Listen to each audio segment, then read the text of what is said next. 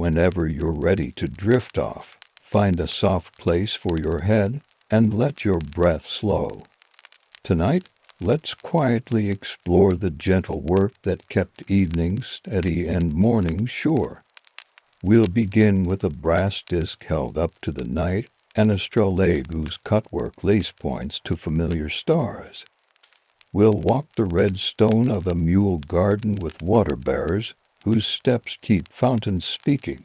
We'll move through the vaulted lanes of Isfahan, where hanging lamps make small pools of amber, and copper trays hold the moon.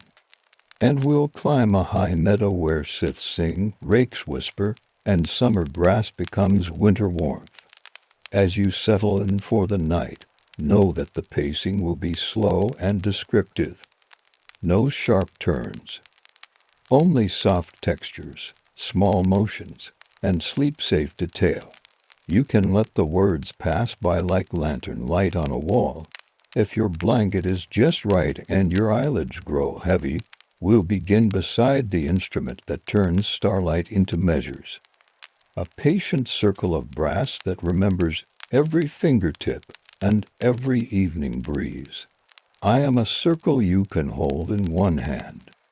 Brass keeps my promises.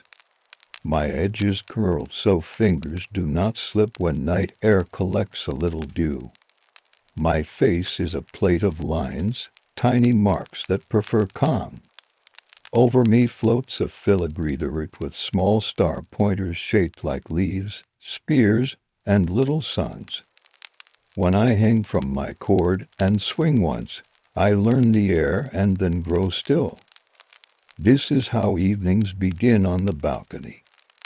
A felt sleeve opens. I rise, warm from wool, into the scholar's palm. His thumb carries a scent of ink, sesame oil, and the day's paper. He wipes my face with a strip of soft linen and breathes across my plate. A delicate fog appears and clears. The numerals look pleased to be seen. Below us, roof tiles give back the last heat of afternoon. A cat steps along the parapet and agrees with itself. Somewhere a kettle makes a polite sound. The city turns from errands to conversations, and the sky learns its first stars. He sets my ring on a small nail at eye level. The cord is plaited silk, finger thick. A little glossy warriors have polished it. I hang straight. The horizon is a clean line tonight, except for one cypress, and the habit of the moon to be itself. The Alidade my sighting rule resting along my back answers when he lifts it. Its edges whisper against the plate, a dry, friendly sound like a reed pen finding a clean line. He sets one pin against his cheekbone, finds a bright point I'll tear first, usually, and draws me toward alignment. The star slides into the notch. He holds his breath without thinking about it. The city holds its breath with him, though no one notices. We begin with latitude that both of us know. He rotates my wreath so the pointers for the three bright summer stars make a small, tidy triangle in the right sky. He turns the rule across my back, notch on star, reading degrees along the limb. He does not hurry. Night waits nicely for people who do not rush it.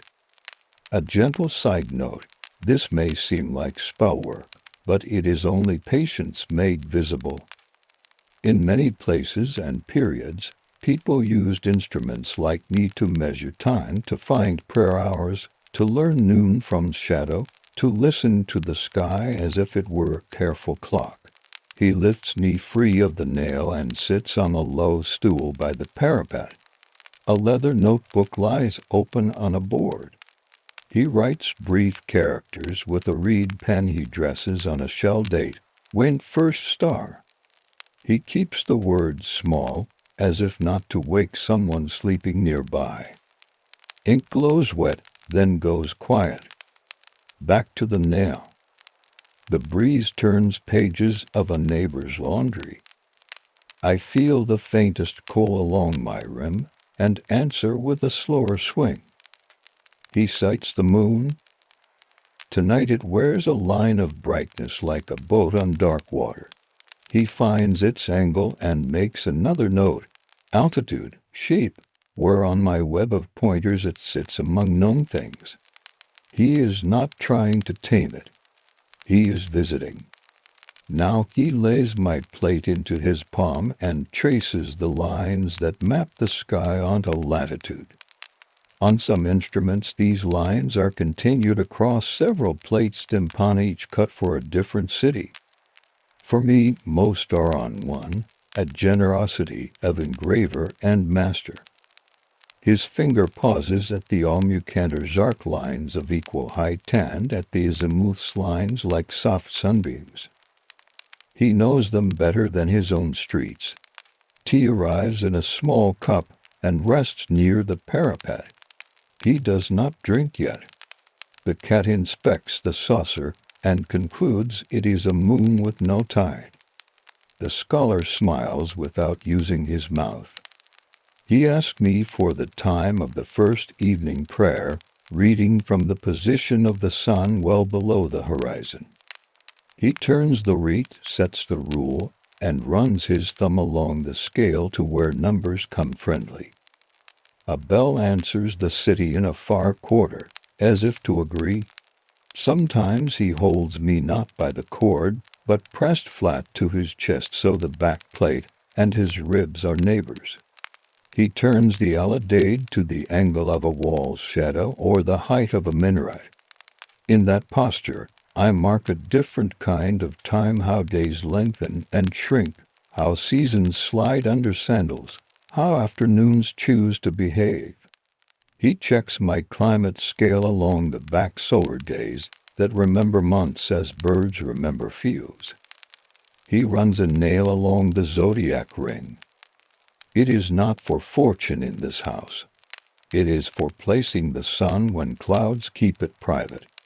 He places it tonight by memory. He is often right, and rarely proud about it. He lifts me toward the pole and finds no star there exact. He does not mind. A smaller circle becomes enough. Nearby points make a little asterism a child would enjoy. He uses those. North is a polite guess accepted by all present. A gentle side note, instruments were often companions, not mysteries.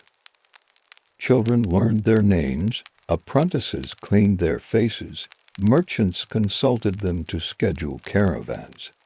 Many were family objects kept near bread and knives, trusted like both. He brings out a small lamp and sets it behind me for a moment. The light comes through the open work of the reed and spills star-shaped shadows across the notebook. The railing is fingers. He laughs without sound, the way people do when a simple thing behaves beautifully without force. Then he douses the lamp, and the true sky feels closer again. He moves on to a small exercise he likes, finding the Qibla, the direction he will face when prayers and quiet coincide. He does it with arithmetic sometimes. Tonight he lets me help. He sets the latitude of this city, places the rule over the appropriate marks, and notes the angle from north by degrees his feet understand. He places the notebook aside and, just once, turns in place to let his knees remember. He checks the time for dawn, the first light that belongs to birds, the first blue that belongs to work. He sets the rule to that hour and feels the space between now and then. It is not long. It is not short. It is the edge where he cools exactly. The cat chooses his lap. He holds me in one hand and strokes fur with the other, counting not numbers but breaths. My cord brushes his wrist. He sets me down on the notebook to free both hands for the cat's opinion. I rest among ink and leather as if I were always meant to be a paperweight with ambitions. Far below, a water seller calls softly to close his day. Cloth shades drawing. A distant door makes a wooden syllable. On the roof of a neighboring house, someone arranges pomegranates in a bowl to sweeten dreams. The moon slides a finger width. I wait. When he lifts me again, the Alidade finds Altair once more. The notch, the breath held, the degree read. He writes the second measure next to the first. Numbers that match become friends. Numbers that shifted become weather. He marks a small dot, his sign for all as ordinary, which is praise in this room. He returns me to the felt. The sleeve smells of clean wool and the shadow of metal.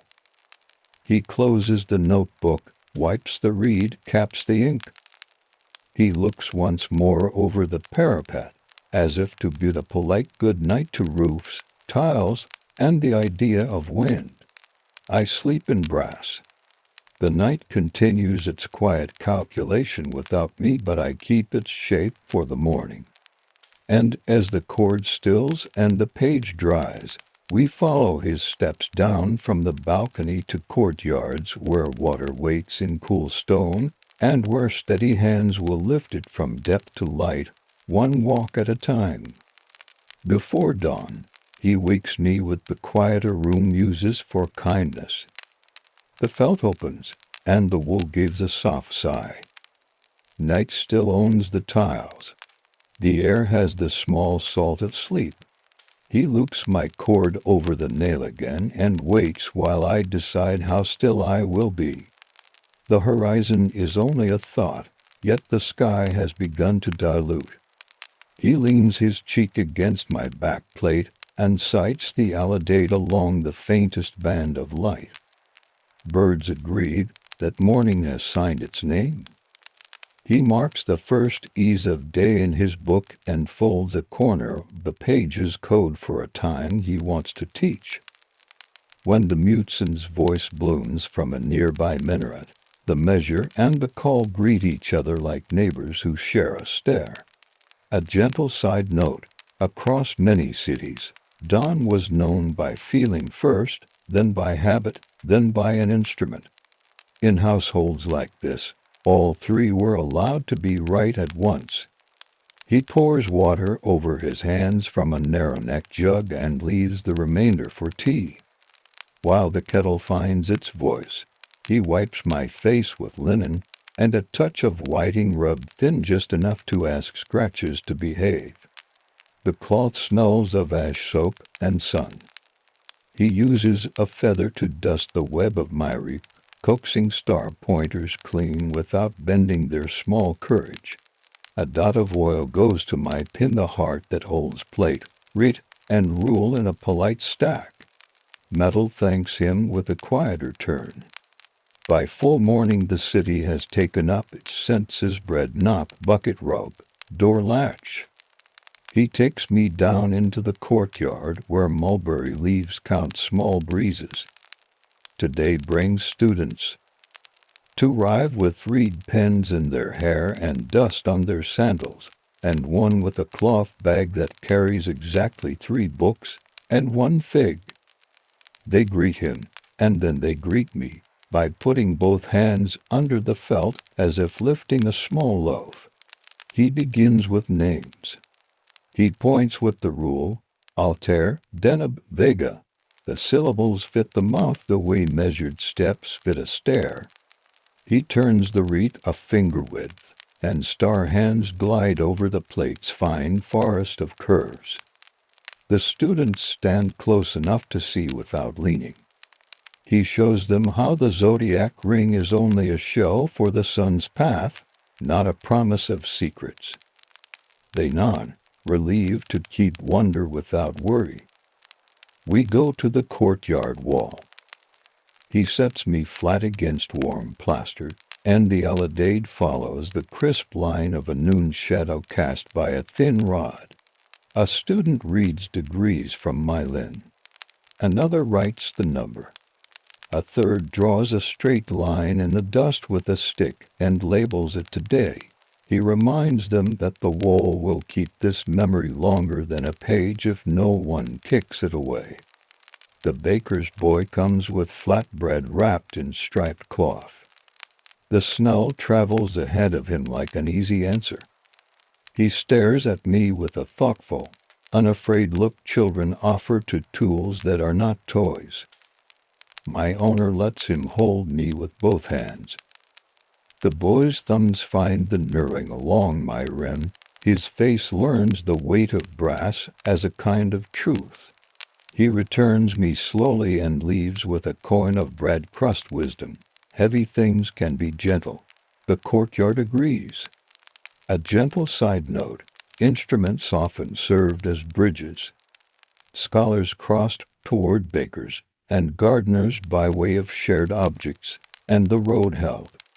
After bread and tea, we climbed to the roof again. Sun now writes bold shadows. He hangs me by the cord, sets the rule to the sun's altitude, and shows how the line of ours crosses the plate. He drifts the reed until the small star hands make a pattern the students will remember later, as if it were embroidery. They take turns, one eye closed, cheek steady, jaw unclenched. The youngest laughs when the alidades notch, and the sun's edge perform their neat fit. The laugh is forgiven, the sun is not offended. He introduces the plates, the tympan engraved with curves for other latitudes. From the pouch he slits out a second disc, slightly thinner, edges with a different maker's hand. He seats it in my mater, the shell that holds whatever sky you choose to carry. The students feel the tiny change in resistance as brass meets brass.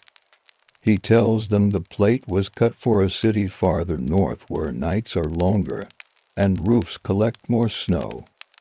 They ask if stars behave differently there. He answers that stars behave the same, time behaves differently near them. This makes sense to everyone. We rest for a moment while he copies numbers from his small book into a larger one that smells of gum and leather.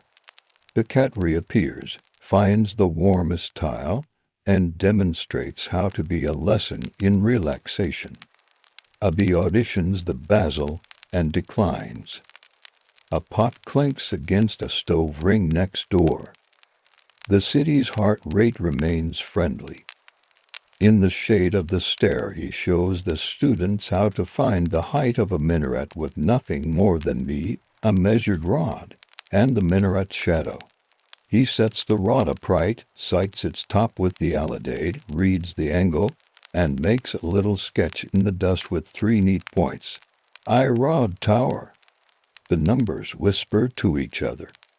When the sum concludes, the tower's height appears on the page as calmly as a loaf cooling on a shelf.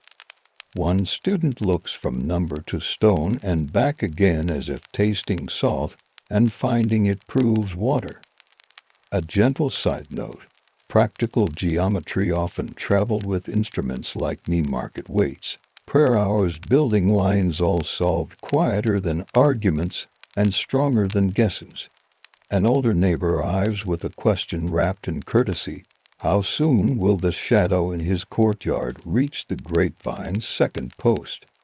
He wants to move jars before sun can scold them. My owner sets the rite for this day, sets the rule to the hour when shadow will touch that place, and shews the neighbor the position of the sun on the plate. He translates degrees into time, and time into the length of a cup of tea. They agree the jars have an hour to be content where they are. The neighbor's shoulders accept the information like a shawl correctly placed. He cleans me again in the late morning heat with a square of linen dusted with ground chalk. He breathes on the reed and watches little crescents of fog form in the open work, then fade. He works the pin with a touch of oil, clears the sighting slots with a strand of silk. and wipes the back plate until engravings lift like weeds showing their tidy roots. Brass takes on a glow that is not showy, only pleased. Before noon, he prepares for the day's meridian. A small string plum hangs from a hook. He checks it against north with the same cluster of stars he used last night, flipped into daylight by habit rather than sight. When the sun reaches the line that means now and away walls accept, he sights and reads. The students stand so their shadows do not misbehave on the ground. He marks the moment in the large book with a longer line, an honor reserved for clean noon. The city offers a handful of simultaneous sounds as if applauding polite ladle, cart, goat, distant call. We go downstairs when heat thickens to a syrup.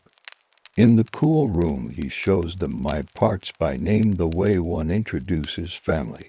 Throne where the cord ties, mater, the shell, tympanum, the plate, read for the stars, rule across the face, alidate along the back, and the pin that keeps everyone in conversation.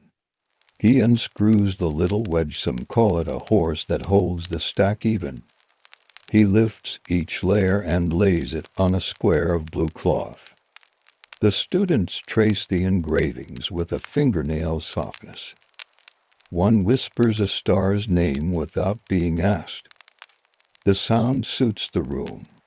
After study, he assembles me with the care of setting a table for a restful meal. Plate seated, returned, rule lined, alidade checked, pen threaded, wedge snug, cord smooth. My edges neat where they should. I turn where I should. I rest where I should. The felt waits and is content to hold me until shade stretches longer in the street. The day will eventually lean toward evening again, teacups, laundry shadows, the first star returning as if from a short errand. He will take me up, and we will repeat the friendly practice of alignment, reading, writing, and the small astonishments of ordinary precision.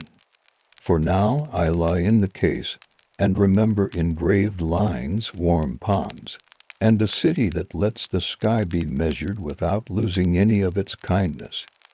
When afternoon cool begins to collect the long stair edges, and the rooftop tiles forget the noon, we will climb again. But first, there is bread to finish, ink to dry, and a cat to move nowhere at all. Afternoon gathers its cooler edges along the stair. The felt opens, gentle as a yawn. He lifts me from my sleeve, testing my pin with a small twist that says, "Are you willing?" I am. Brass takes fingerprints like quiet signatures. I keep them all without becoming smudged. We climb. Roof tiles have forgotten noon. Shade lies like cloth folded twice. He hangs me on the nail, smooths the cord so it does not think about a knot, and turns the alidade to greet the light. The sun sits lower, respectful now, and offers a clean angle to measure. He reads it softly, number to breath, breath to page. The city answers by slowing its senses. He prepares for the afternoon prayer by an old method, shadows that know when they have doubled.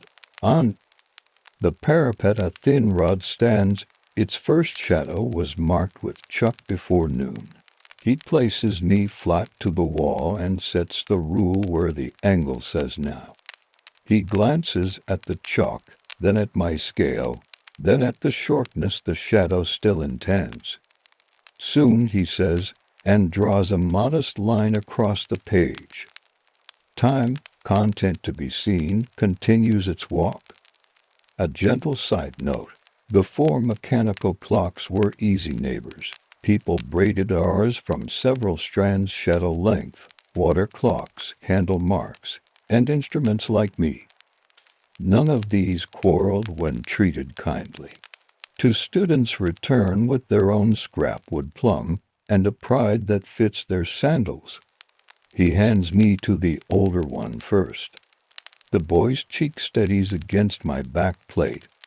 The Alade's notch finds the rod's top cleanly this time. A number is spoken, the other writes, and the page accepts the value with no drama. The younger traces the zodiac ring with a finger and asks if the bright wanderer near the western roof is always there at this hour. Not always, the master answers, but often this season. He sets the reach so the little star hands leave room where Venus will appear. Later, when the first lamp stains the lane, the planet will take its place as if it had rehearsed. A neighbor arrives with a folded page smelling of gum, and rose water the work of a calligrapher who has drawn a new Qibla chart for travelers. Will your brass confirm mine? The neighbor asks, half jest, half hope. He hangs me again, sets my plate for this latitude, and performs the short, tidy dance of lines that gives direction from north. He reads the angle and turns in the courtyard with easy knees. The chart's lines breathe with relief. The neighbor smiles and ties the roll with blue thread. Map and instrument pass each other a nod. In the shade of the stair he lets the students practice my small care, a single grain of flour whiting on linen, one soft circle over the reek to lift the day's dust. A touch of oil to the pin delivered by a hair of cotton. Even the cat watches, tail laid along its paws, as if grooming were common language. He names the parts again thrown, mater, tympanum, ret, rule, alade, and they repeat them, each word seating itself like a visitor given the right cushion. He shows them the back plate, where scales for equal hours and unequal hours live together without dispute. With a fingernail he points at the calendar of the year, months written as narrow gardens of numbers. These are not charms, he says, only places where sun and day agree to meet. He uses the back to find the time by height of the sun. Then he flips me and cross-checks on my face, alade to lin. Rate to star hands? The two results both to each other. The students smile as if a small argument had just decided to become a picnic. A gentle side note, equal hours the kind modern clocks keep are the same length year-round. Many older houses used seasonal hours that stretched or shrank with light. Instruments, like me, learned to be bilingual. In a lull, a copper worker from the bazaar climbs the stair with a cloth-wrapped parcel. He made a little stand, three-legged, so I can rest level when calculations want a steadier stage. The stand's feet are capped with felt, its top is ringed with a shallow lip. He sets it down, and I sit upon it like a bowl remembering soup. My owner thanks him with dates, hard cheese, and a measure of tea. Payment is made with fewer words than numbers. The stand feels like a poem in iron. We test it at once. He places me on the ring, sets the alade across my back, and sights the square of sky between two lintels his private window onto west. Numbers arrive obediently. They enter the notebook, then the larger ledger, then the memory that does not use paper. The copper worker strokes the lip once, proud in the way good makers know how to be without noise. Late afternoon tilts. A breeze gathers orange peel and spice from a room below. A lutenist somewhere tests one string and chooses not to test the rest. The chalk shadow creeps past the earlier mark. He raises knee and compares. Now, he says, and the call follows from the minaret, voice and brass and shadow layered without competition. Students fold their hands into respectful shapes.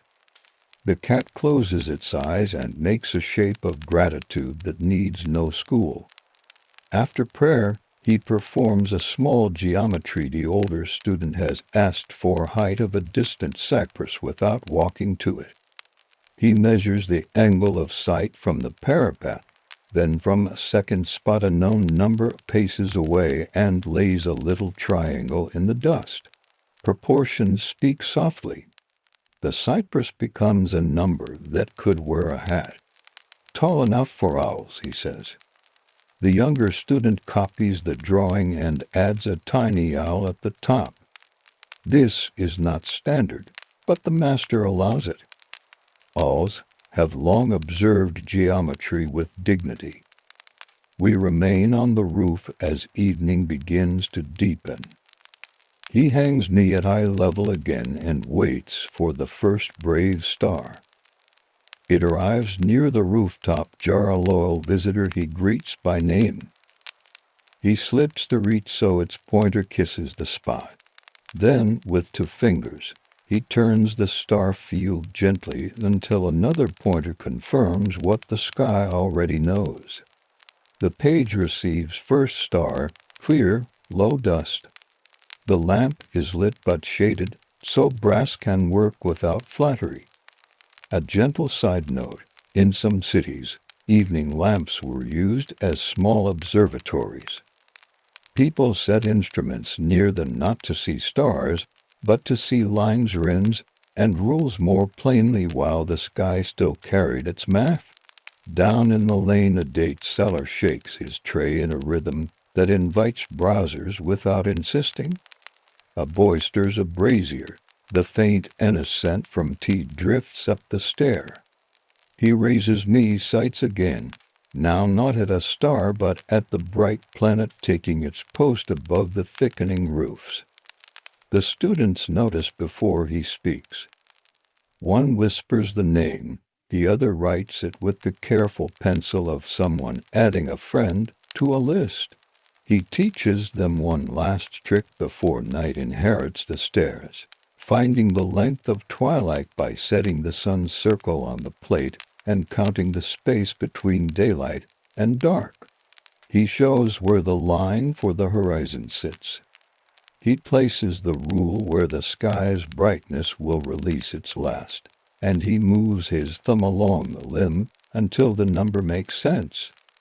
Enough time to carry jars, not enough to argue. He translates. They understand.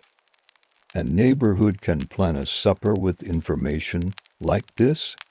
We tidy once more. My pin accepts a hair of oil.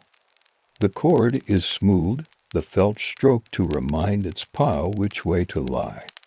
He sets me in the sleeve and taps the edge of the notebook on his knee to square its leaves. The students take the small stand downstairs and promise to return it at dawn for another lesson the stand has not learned yet, but will. Far off, a faint clang follows a closing gate. Cloth awnings come down with a hush. The sky keeps adding stars at exactly the right speed for sleep. In the next hours, we will travel among constellations that look like gardens, pictures, hunting birds, and ships that never quite reach ashore. We will compare tonight's measures to last month's. We will hear the city turn over and rest. But for now we pause on the stair, content to let evening become night in its own patient grammar. Night settles in layers, the way fine cloth does when folded with care. The roof holds a mild cool. The tiles release a long, slow breath. He lifts me from the felt again and gives the cord a smooth, reassuring stroke.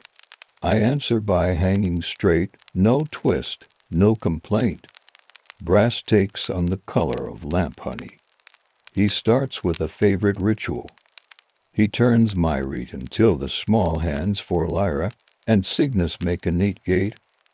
Vega on one side, Deneb on the other. He lets the gate hold a patch of dark sky as if saving a seat. Then he moves the alidate across my back and lists the heights of both. The pencil writes to modest numbers. The page accepts them with its usual calm. A gentle side note, Many star names carry long journeys in their letters.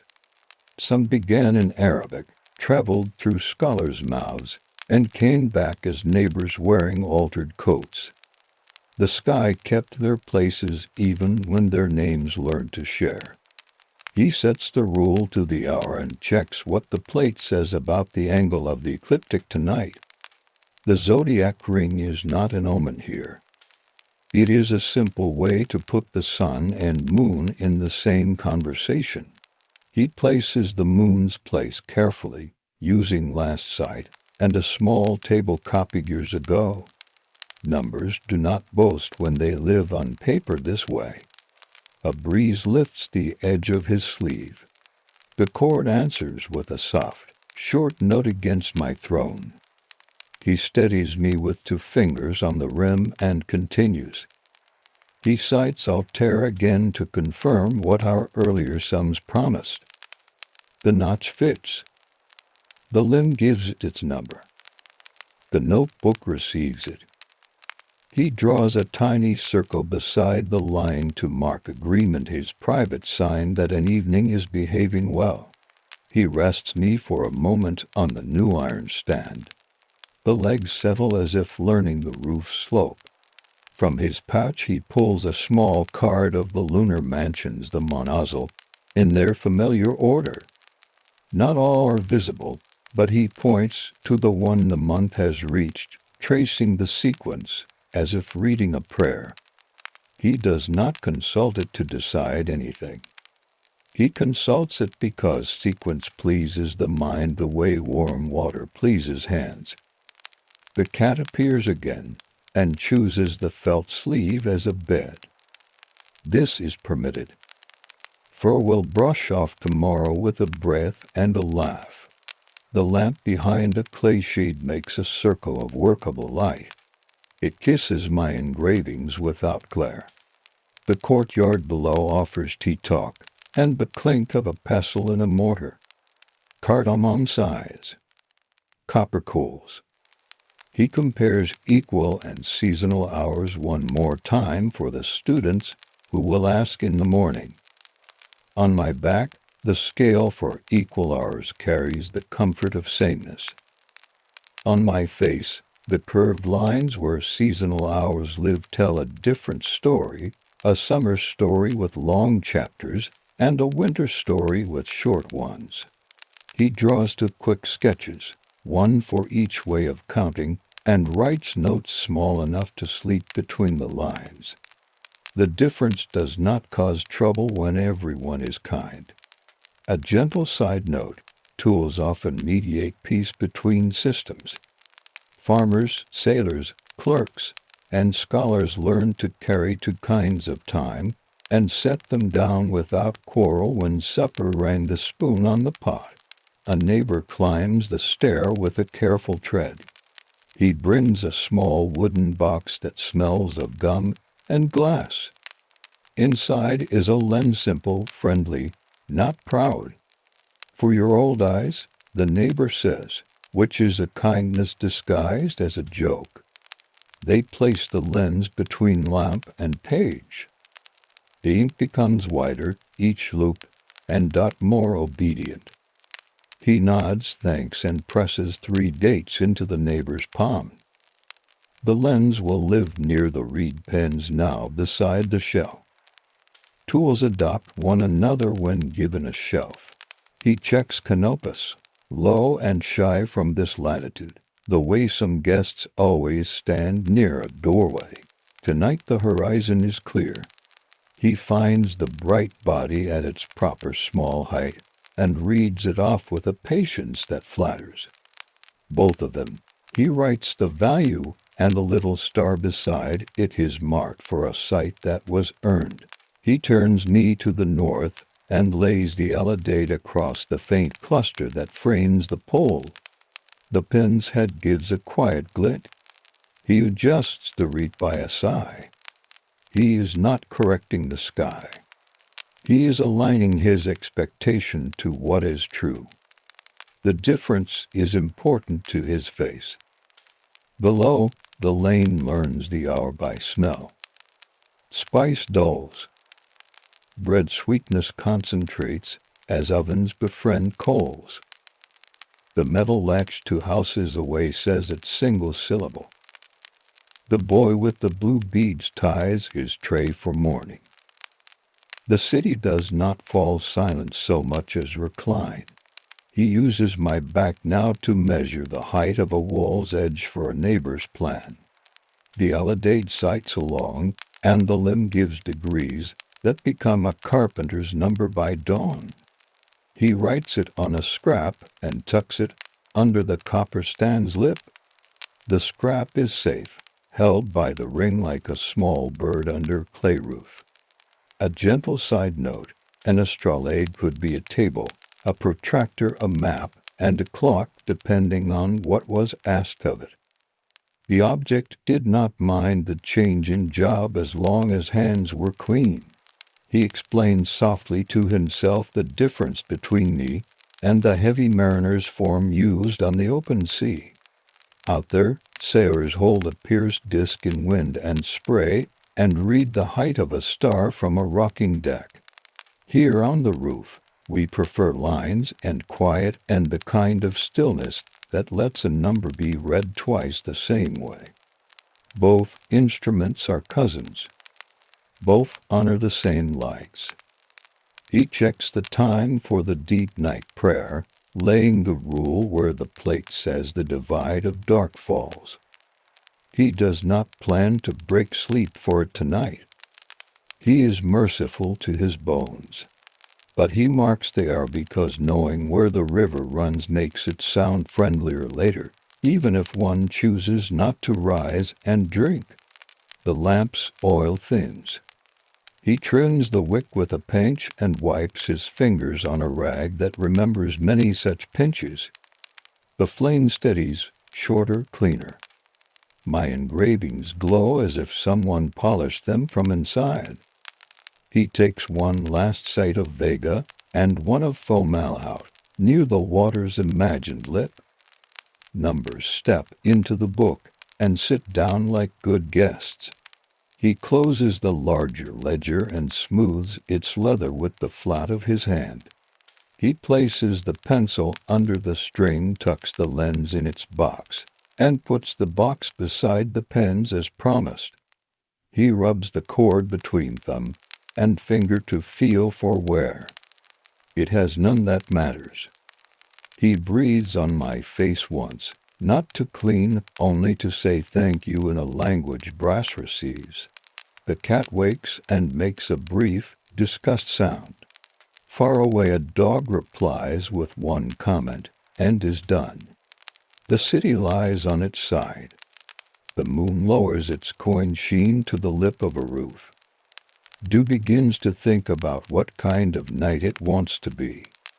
He carries me to the stair and pauses at the top step the way one does before leaving a quiet room, an ordinary courtesy to space. He listens. The sky does not change because he listened, but it feels improved that he did. We go down. He sets me on the blue cloth and loosens the pin a quarter turn so metal will not remember tension all night. The wedge sits near my crown like a small, polite cap. He folds the felt over me and smooths its nap with the back of his fingers. The sleeve closes. Wool has learned the shape of myron. The thread at the mouth holds without boasting. He leaves the stand on the roof for dawn. It looks west a little, practicing its innocence. In bed, he will review the figures once in his head without paper, the way a gardener visits each tree in imagination to see if fruit wishes to be picked. He will remember that the poles guard stars seem to touch brighter, that the lens helped, that the call and the shadow met handsomely, that tea cooled at exactly the right time. He will not make a poem. He will keep a list with no numbers at all. Dawn is not far. A bird will decide it first. The reed pens will wake a little later. I will rise from felt with the small sound of wool answering brass. We will greet the same sky, which is never the same twice, and the same roof, which is kind about these small differences. Our work will be the same, which is to say gentle. I wake to cloth and breath and the small, contented sound of someone standing up straight. Felt opens, woe remembers my circle. He lifts me with 2 hands today, not for weight, but for ceremony. The roof tiles, still cool, carry a light that is more idea than color. The east is a pale scene being stitched whiter by birds. He hangs me on the nail and leaves me to settle. The cord makes one mild twist and then chooses to behave. Below the parapet, a broom persuades Des to change address. A kettle respects a low flame. He does not hurry his sighing. Dawn prefers unclaimed minutes. When he moves the alidade across my back, the notch finds that thin band where day is becoming. He measures the sun while the sun is not yet here, an old practice made of trust and geometry. He writes, folds a corner of the page, and underlines once. This is the hour he will show the students later, the hour when the world chooses a direction, and then keeps it for a while. A gentle side note, many houses kept their own dogs.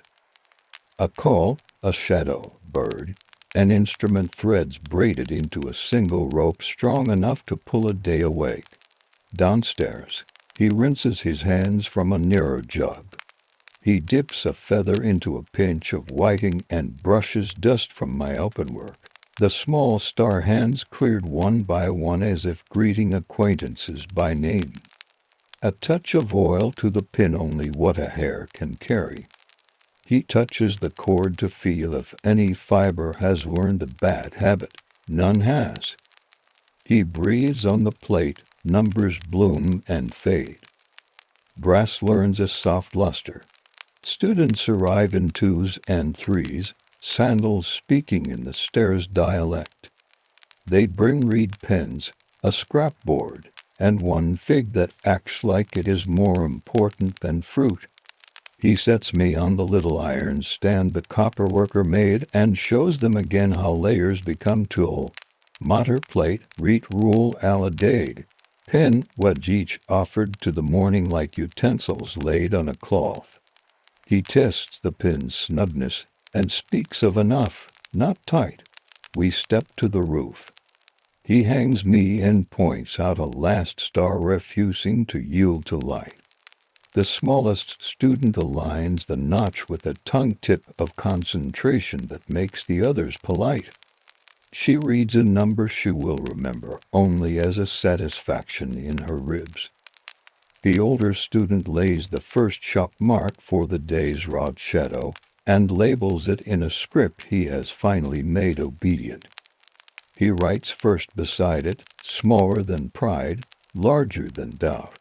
A baker's boy returns with bread still telling stories about fire. He looks older than yesterday by half a crumb. He asks if my star hands are sharp. The master lets him touch the tips with a finger through linen. The boy declares them sharper than his mother's needle, and then, after a thought, admits they do not hurt. He goes away with a coin of observation that will spend well. Some sharp things are gentle when held correctly. A gentle side note, apprenticeship often begins with permission to touch. A tool's patience makes a teacher braver. We practice distances with shadows while the roof keeps its temper. He stands me against a warm wall and sights along the alidade to the rod.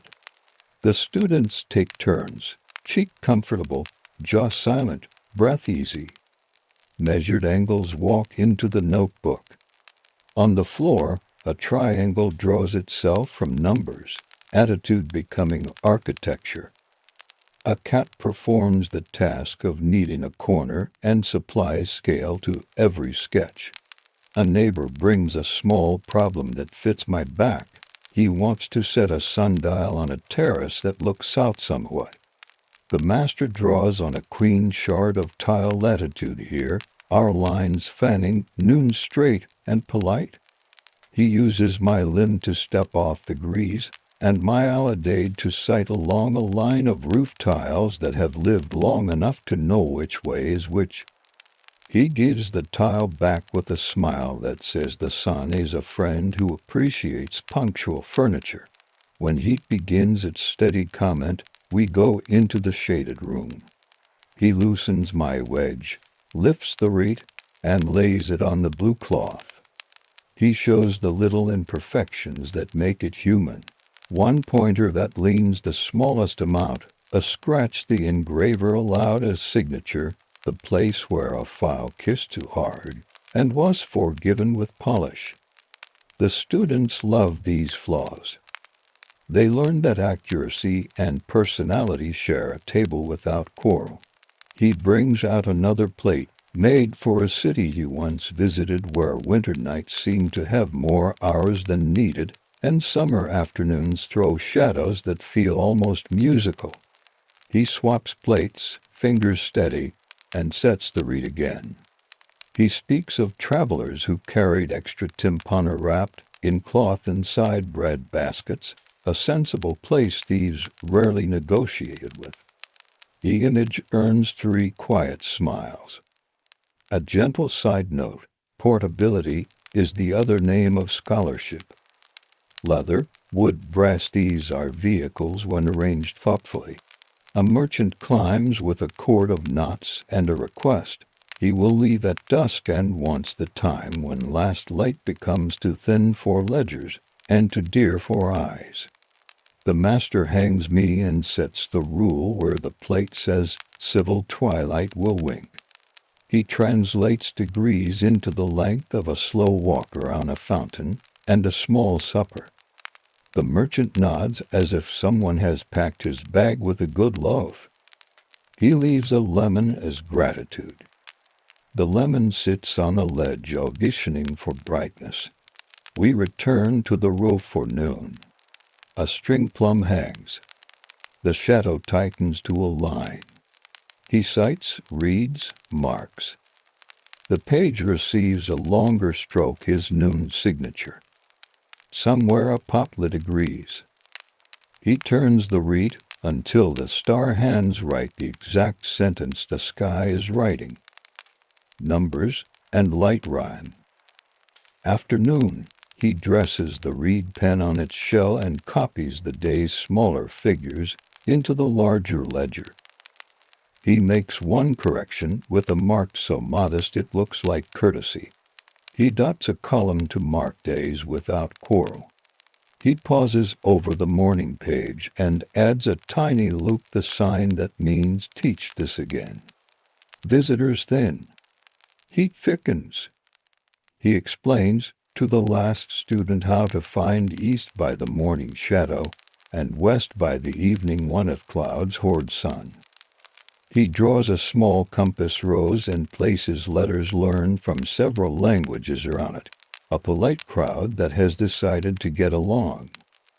He closes the book and sets a flat stone on the page to teach it calm. Late afternoon returns us to the parapet.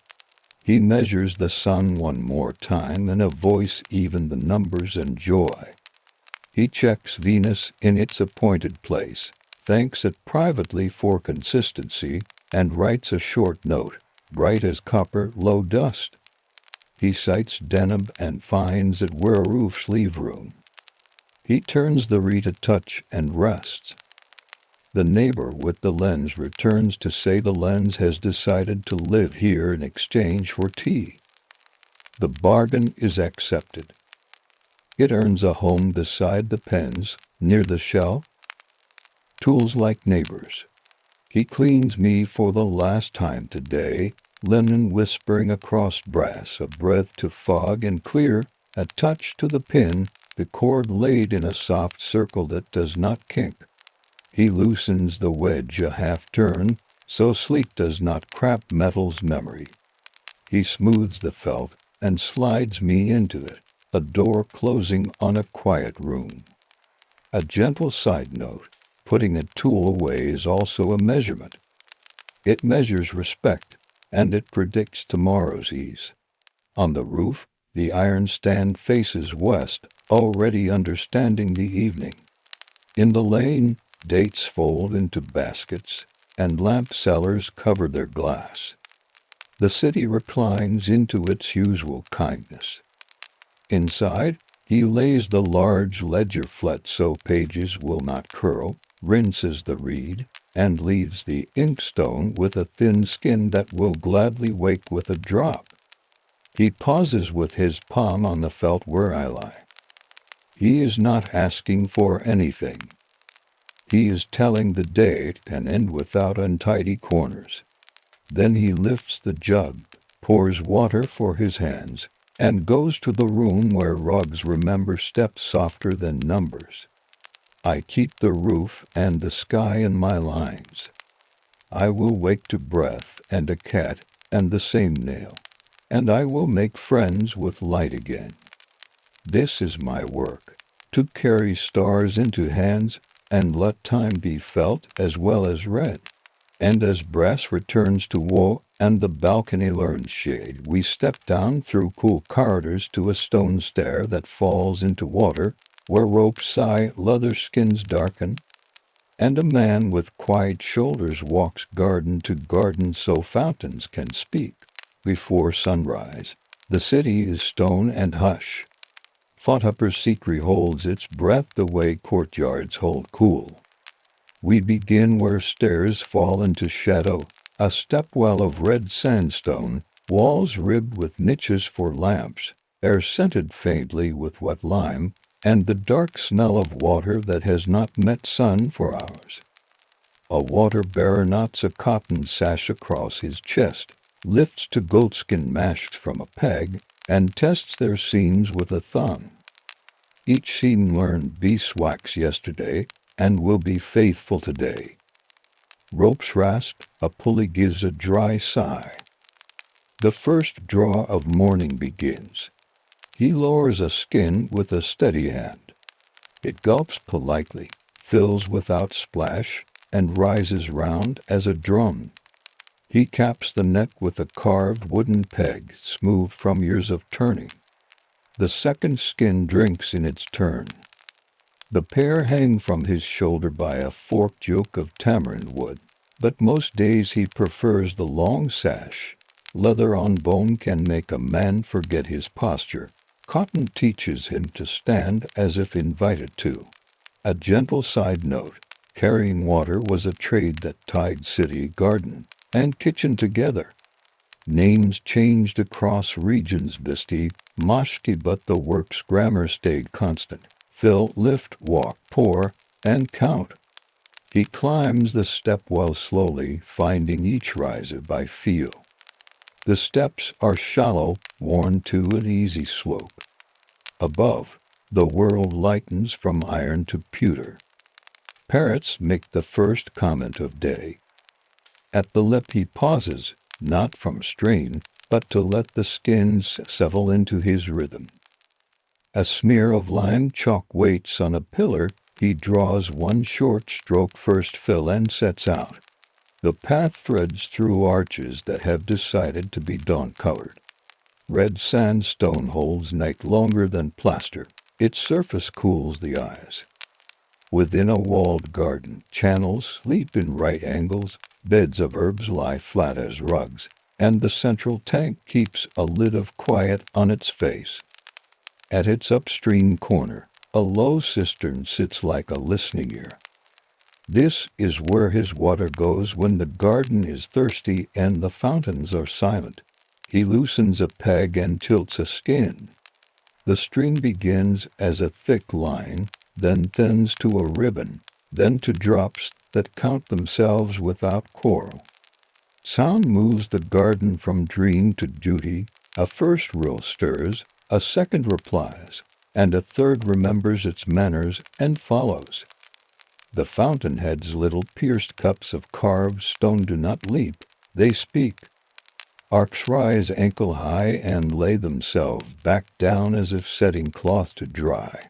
He waits through the first minute. Leather learns to pour best when the bearer learns to wait. He listens for the change water moving from vessel to system, from system to air. When the cistern accepts, the channels answer in a softer voice. He smiles toward the sound, replaces the peg, and readies his sash.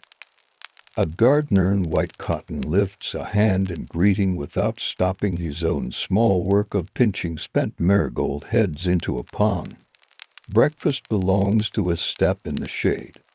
He sets the matches on the ground, not too near the ant's ambition, and opens a cloth pocket.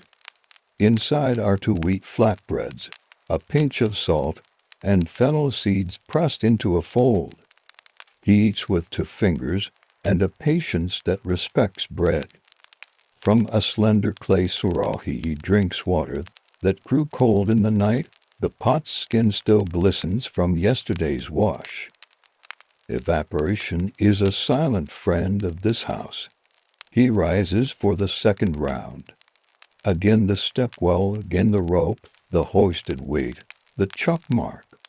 In the half-light the carved rail shows a pattern of vines that have never known dust. A woman with anklets as soft as bells passes along the steps edge carrying greens for a kitchen. Her eyes meet his, acknowledgment traveling without price. 2 children, not late and not early, carry a brass pot between them like a prize that will not forgive jostling. Everyone moves as if wait taught good manners. Another garden waits further along the red sandstone walk. This one wears its geometry like a well-combed beard, 4 squares divided by channels, citrus in one, jasmine in another, a corner for pomegranate that will rehearse red in a month. A boy is sweeping the perimeter with a date palm broom, drawing dust into agreeable shapes. The water-bearer tips his load into the feeding box. The channels answer, and the fountainheads begin to count air again. He adjusts one little cap with a thumb so the arc lands where gravel will accept it kindly, and not splash a path meant for slippers. A gentle side note: fountains in such gardens were not waste or display alone. Moving water cools air, settles dust, and teaches shade to be generous. The work behind the veil, lifting, pouring, measuring maybe, is in front of it honest. He keeps a cord at his waist, knotted as a second ledger, 1 knot for each cistern filled, a long knot for the largest tank, a small tail for a favor done without coin. The chalk marks on the pillar are for supervisors, the knots are for his own arithmetic. Today's cord carries 2 short knots already, the memory of a 3rd softening under his fingers. By the 3rd trip, the sun has found the lime wash on walls and made it glow.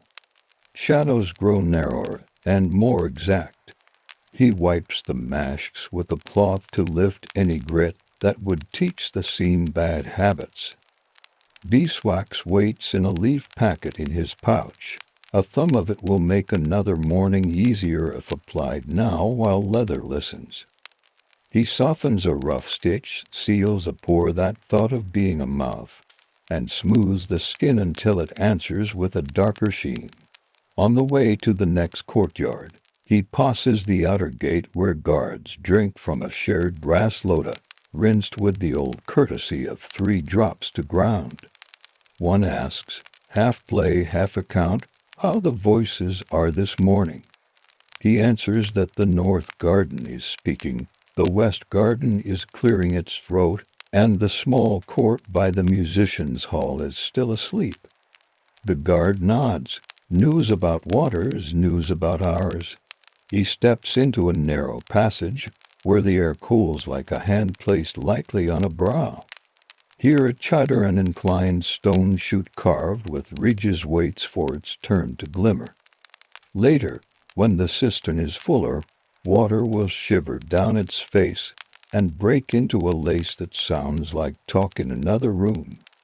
He runs his fingers along the grooves, checks for silt, and removes a leaf that thought it was important.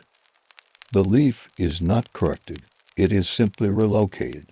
The next pour asks him to kneel. He eases the skin against the low wall and tilts it gently, so the flow meets the cistern wall and loses its temper before entering.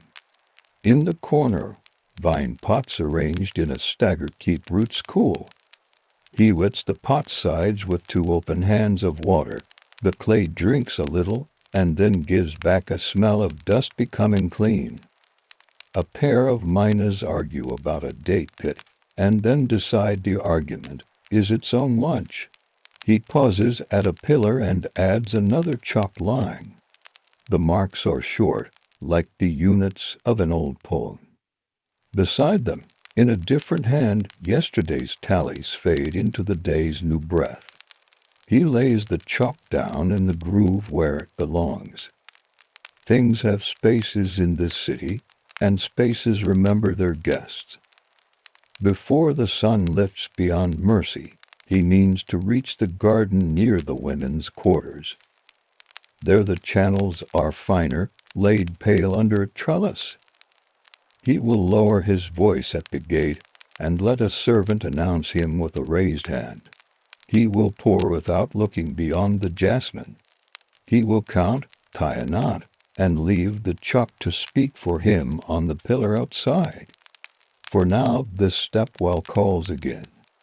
He turns light on the balls of his feet, masked quiet against his sides, and traces back along the red walk where stone learns, every morning, how to be shade before it becomes heat. At the stepwell again, rope in hand, he leans his weight the way experience recommends, hips steady, back friendly, wrists doing the talking. The pulley's axle turns with a dry, familiar in. The clay-lined wall stays cool under his forearm. He draws a skin up, caps it cleanly, then the second. Chalk earns another short stroke on the pillar 3 now, tidy as seed pods before he sets off along the red walk that remembers every morning. The path to the women's garden bends through an arched passage where stone lattice yale fills air with patterned sheet. He softens his tread. At the inner threshold he taps the toe of his sandal twice on stone, the agreed signal. A maid appears behind the trellis, palm up, not to stop him, only to ask for quiet water. He bows his head to the level of the skins and moves to the small cistern tucked under jasmine. He kneels. Leather touches lip. The pour begins with a rounded sound, then thins to a breath. He aims the stream along the cistern wall so the water loses hurry before it enters the channels. Soon the first fountain speaks a low arc that lands on gravel with the courtesy of rain held back. A second follows, then a third braided under vines.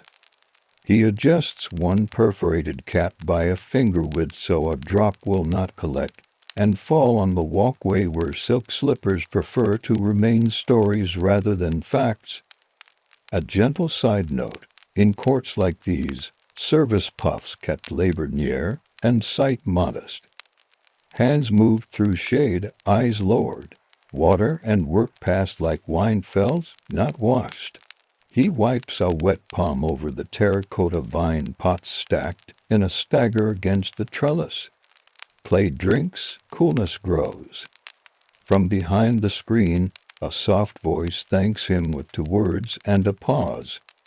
He ties a neat knot in the cord at his waist, one more measure that belongs to his memory rather than the chalk, and steps back. Jasmine brushes his sleeve without meaning to, leaving the smell that keeps company longer than distance. Back in the open, the morning has slipped from pewter into pale brass. He turns toward the musician's pavilion, a pillared room where floors like cool slate wait for notes. The masks serve a different duty here. He wets the stone lightly, spreading water with the open of his hand so it becomes a skin that keeps dust polite. He fills two shallow bowls and sets them near the room's carved niche, a small favor for wood and gut strings that prefer air with a little kindness. A gentle side note: instruments everywhere ask for humidity without drama. In many houses, players kept a saucer of water by the instrument as a form of tuning you cannot hear. He drinks from the surah, he pours clay, neck slender as a reed, and wipes his mouth with the back of his clean wrist so leather stays sweet. The surah is mottled from its last soak. Evaporation makes the pot its own little wind. He shares the shade with a broom boy from the pavilion. The boy keeps sweeping while he eats a crumb of sweet made from roasted chickpea and jaggery, a pinch broken from a larger square. They nod to each other without turning conversation into work. Fourth round. The chalk line gathers another mark. The cord takes another knot. In the next garden, at Chatter, the ridged stone sheet waits like a harp laid flat. He pours into the little header box and watches water gather courage along the first ridge. Then the second. Soon it trembles into lace, braiding itself into bright threads that fall evenly, each line a syllable of a language the garden never forgot. He runs a finger along to grooves, dislodges a grain of silt, and the pattern mends with the speed of learned behavior. He pauses to listen. Channels speak different dialects.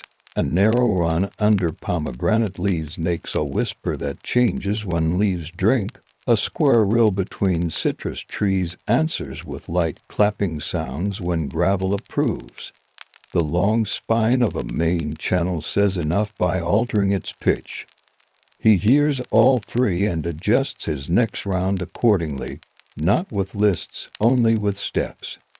At the garden's far edge the head gardener stands with a wooden spatula and a little box of plugs. He greets the water-bearer by title rather than name, a polite habit among colleagues who see each other at useful hours. Together they lift a square plug from a slot, let a channel try its new course, and then set the piece back with the flat of the spatula when they agree the fountain had enough to remember. They speak in the shorthand of fluids and plants. Northbed still listens. Jasmine content. Mulberry asks later. The sun, now sure of itself, finds brass hinges and makes them blink. He detours through a passage where the wall remembers a painter's hand-faded vines, birds with tails like calligraphic flourishes. In the deepest shade of that corridor, he checks the mashed seams with beeswax from a leaf packet. Warm fingers soften one rough place until the seam shines darker. The leather answers with a lower, grateful smell. A gentle side note: goatskin needs tending like a good sentence, rubbed, resealed, and never forced. The stitch is less likely to quarrel if praised before it is corrected. The guards at the outer gate take their tea in earthen cups, thin enough to invite danger. He sets a mashk on a low stool so the spout can lend them a cup for their kettle. One guard asks after the voices again. The musician's room hums. He answers. The chatter sings. The small trellis speaks only to bees. They chuckle as if the bee were a recognized official. Near the central tank a marble edge has gathered a skirt of fallen neem and peepal leaves.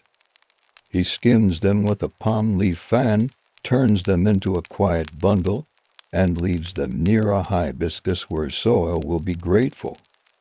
He kneels and pours along the tank's inlet until the surface accepts a new note. Ripples move outward, teach the large to speak like the small, then return as if the tank had learned a memory. The day's first call to prayer goes and returns along the colonnades, soft as a reed answering its player. He stills bows his head. and counts a slow 5 breaths with his eyes. When he straightens, the air feels organized in a kindly way. He adds a notch to the cord longer than the rest to mark the great tank, then smooths the core with his thumb so the knots will age as one story. He gives his shoulders a measure of mustard oil from a tiny brass box, a fingertip on each muscle that carries the skins. The scent is bright, the relief immediate.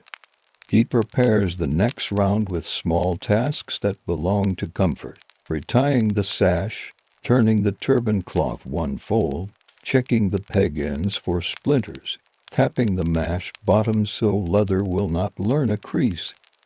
A clerk with a wooden tablet meets him near a pillar of chalk. The clerk's stylus reads the 4 short marks, and the single long places a line on his board, and adds a dot that means earlier than yesterday. Payment will come later from a bursary, from a kitchen, or both. The clerk asks without pressure if the West Garden's cheddar is steady. He answers, it learned its pattern, which is a compliment and a fact he carries to the little orchard of citron and bitter orange. There, fine channels like thin bracelets run at ankle height. He slows the pour to a thread, watching water walk rather than run, and sets to small clay plugs with the tip of a reed so the far tree can be heard as well as the near. He dips his hand to wet the trunk where ants insist on believing trees are roads. The ants consider and pause. A gentle side note, much irrigation was done by air and fingertip measuring flow by tone and sheen, opening or closing a course by a leaf or a pebble. The unit of measure was often enough. By late morning the red stone has warmed, sandals prefer shade. He takes the long colonnade where a line of carved brackets throws latticed shadow like fish scales. Here he lets the skins rest against his hip and walks with a lighter breath. A mango seller parks her flat basket on a low step and offers him the smell of green fruit as generosity. He refuses with the right words, for later hands, and accepts a single leaf for luck, which he tucks under the Sarahi's cord, where it will mean sent for an hour. One more visit to the women's garden. The maid behind the trellis lifts her hand in the same shape as before. He answers with the sandals to taps. The jasmine has thickened scent. Bees do their sums above the trellis. He pours without looking, adjusts a cap without staring, ties the knot that belongs to modest places, and steps back. Chuck will tell the story to those who must read it. His cord will tell it to his shoulder when he rests. The 5th chalk line joins the others on the pillar. They lean together like guests under an awning. He sets the chalk back into its niche. Noon feels near. In the shadow of a doorway he eats his second flatbread with a few fennel seeds pressed by thumb for brightness. He drinks from the surahi and wets his wrists. Cool climbs his arms as if water had its own set of steps. There is the chatter at the far court yet to sing fuller, the citrus alley that will want its afternoon thinness, the small cistern near the scribe's porch, and the last pour at the musician's pavilion so the evening rug will have a floor that does not forget to be kind. He lifts the skins. They settle against him like obedient animals. Noon edges nearer by how stone brightens. Heat begins to speak in the old dialect of still air. He chooses the long colonnade where shade behaves, and the mashed ride easier. At the corner by the scribe's porch, a small cistern waits in half-light. Its mouth is ringed with smooth wear from years of careful pours. He kneels, tilts the leather, and sends a steady thread down the inner wall. The cistern accepts with a sound like cloth exhaling. On the porch, a reed pen wakes in an inkstone. Letters begin to arrange themselves as if they always meant to. The scribe lifts two fingers in greeting without pausing his line. A boy beside him fans the page with a palm leaf to keep flies uninterested and honest. The water-bearer sets a shallow bowl on the shaded step so the air-touching ledgers will be a little kinder. He turns his wrist to wet it lightly. Heat climbs away from skin as if it had learned courtesy. The scribe thanks him by moving a lemon half from page edge to bowl edge, a small joke about balance that both men actually mean. A gentle side note, daytime writing liked good air. Scribes often kept water nearby to quiet dust and to keep reed gum and paper friends. A cup by the page was another form of punctuation. Back at the stepwell, a line has grown to kitchen boys, a guard with a rope bucket, a potter's apprentice with a half-glazed jar, and an older woman with a brass lotta that learned her mother's grip. He takes his turn like the rest, neither hurried nor made proud by his trade. Ropes rasp, the pulley answers, and each vessel learns temporary weight before being taught to empty. The chalk stroke on the pillar accepts its sixth line and looks as if it had been expecting it. The path to the central chatter passes a strip of lawn clipped short as patience. The water-bearer stops near a low date palm and pulls the leaf packet of beeswax from his sash. One seam on the narrow mash has begun to speak too loudly. He warms a pinch between thumb and forefinger, presses it along the stitch, and draws the heel of his hand over the repair until the shine deepens. Then he tests with a gentle squeeze. The seam chooses quiet. He smiles at the choice. At the chatter, he pours into the header box again. The first ridges shiver into lace. Then the entire stone sheet finds its voice. Water breaks itself into little threads of brightness that fall and reform in a sheet, each line both itself and part of a pattern. He watches for a minute that feels shorter than it is. The sound is rain-rattled. He slips a small reed into one groove to deflect a lively streak, and the pattern smooths as if absolved. A gardener arrives with a basket of tools, wooden plugs, a thin trowel, a narrow hole with a handle polished by palms. They work in companionable quiet. A plug is lifted here, set there. A thin channel is allowed a short holiday. Another is asked to resume duty. They lean over the plan of the garden with eyes that see water as a line more than a liquid. When they rise, the puffs carry fine dampness that draws heat away from stone without making sandals disagreeable. He takes his midday meal in a square of shade at the platform's edge. The second flatbread is soft enough to fold twice. He presses a few fennel seeds into it, bites, and chews until the taste becomes both sweet and sharp. From the Sorahi, water arrives cool enough to be read as comfort. He tips a palm's worth over his neck. For a moment, breeze decides to remember its purpose. A gentle side note, much of this cooling is simple physics.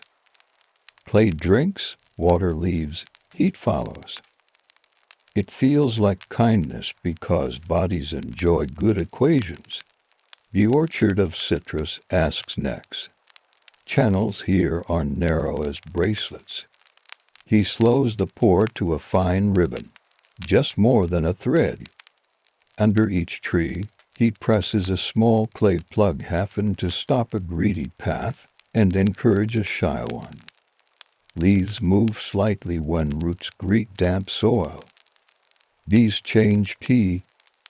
Amina drops a seed husk with conviction and searches for another problem to solve.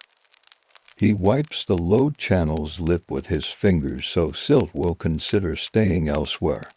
He pauses by a post where a chalk tally mirrors his coordinates.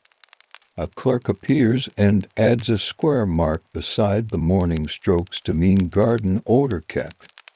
He asks whether the musicians will perform at sunset.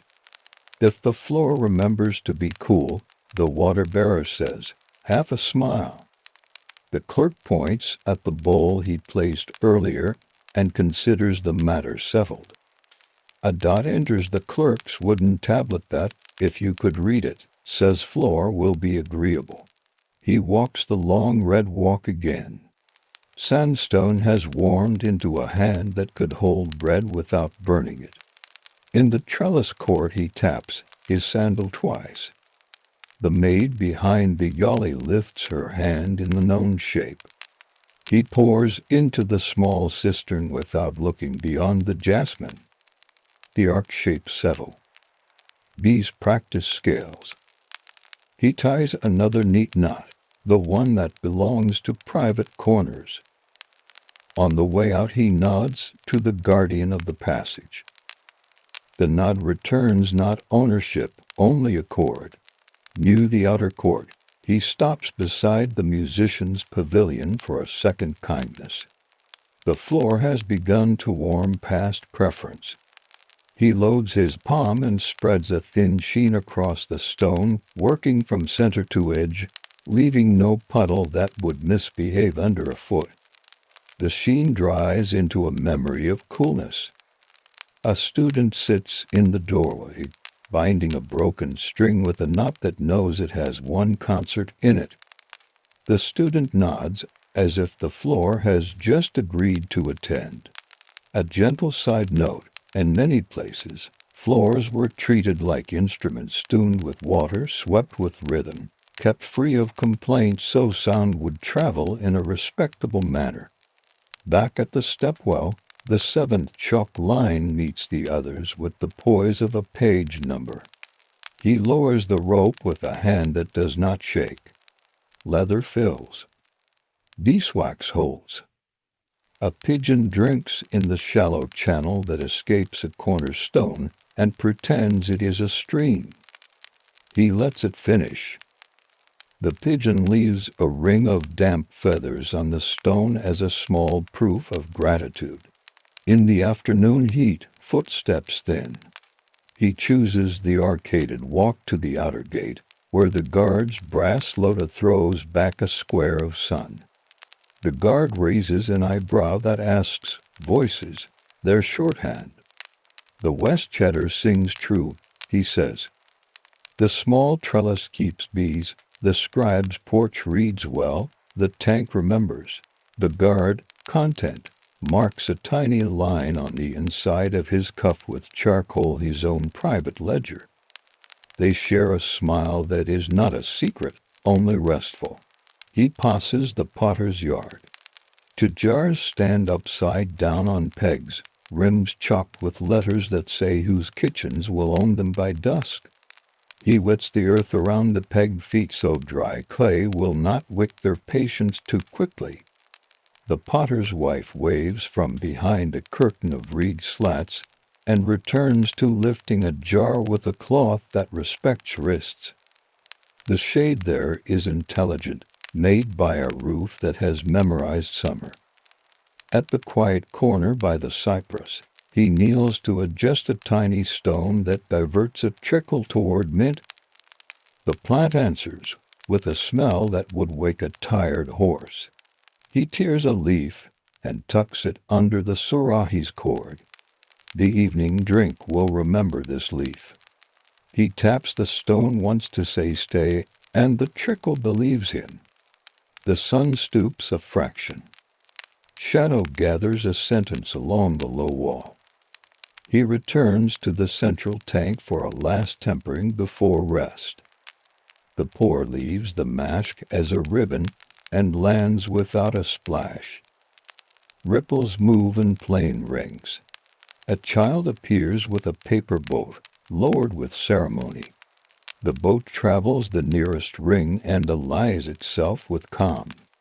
The child's guardian nods him away before play becomes work. The boat holds its quiet flag in the corner and becomes an ornament of afternoon.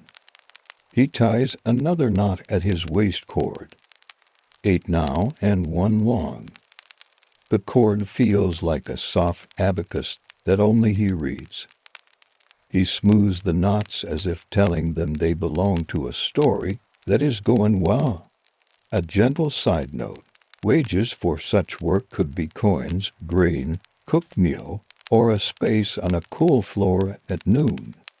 The arithmetic was written in chalk and cords, and also in how kitchens treated bowls. He turns once more toward the women's garden, knowing sunset asked for smaller arcs. After that, the musician's floor. Then the chatter will need a brief good night so ridges do not crust. He plans without paper, the route arranged in his feet. He lifts the masks. Leather settles into the curve of his sides like two quiet animals. The red walk accepts his step. In the distance, a tabla tests 3 syllables. Shade lengthens under neem and people. The ear decides to remember movement again. Evening begins to make room for itself. Late afternoon arrives by cooling the undersides of arches.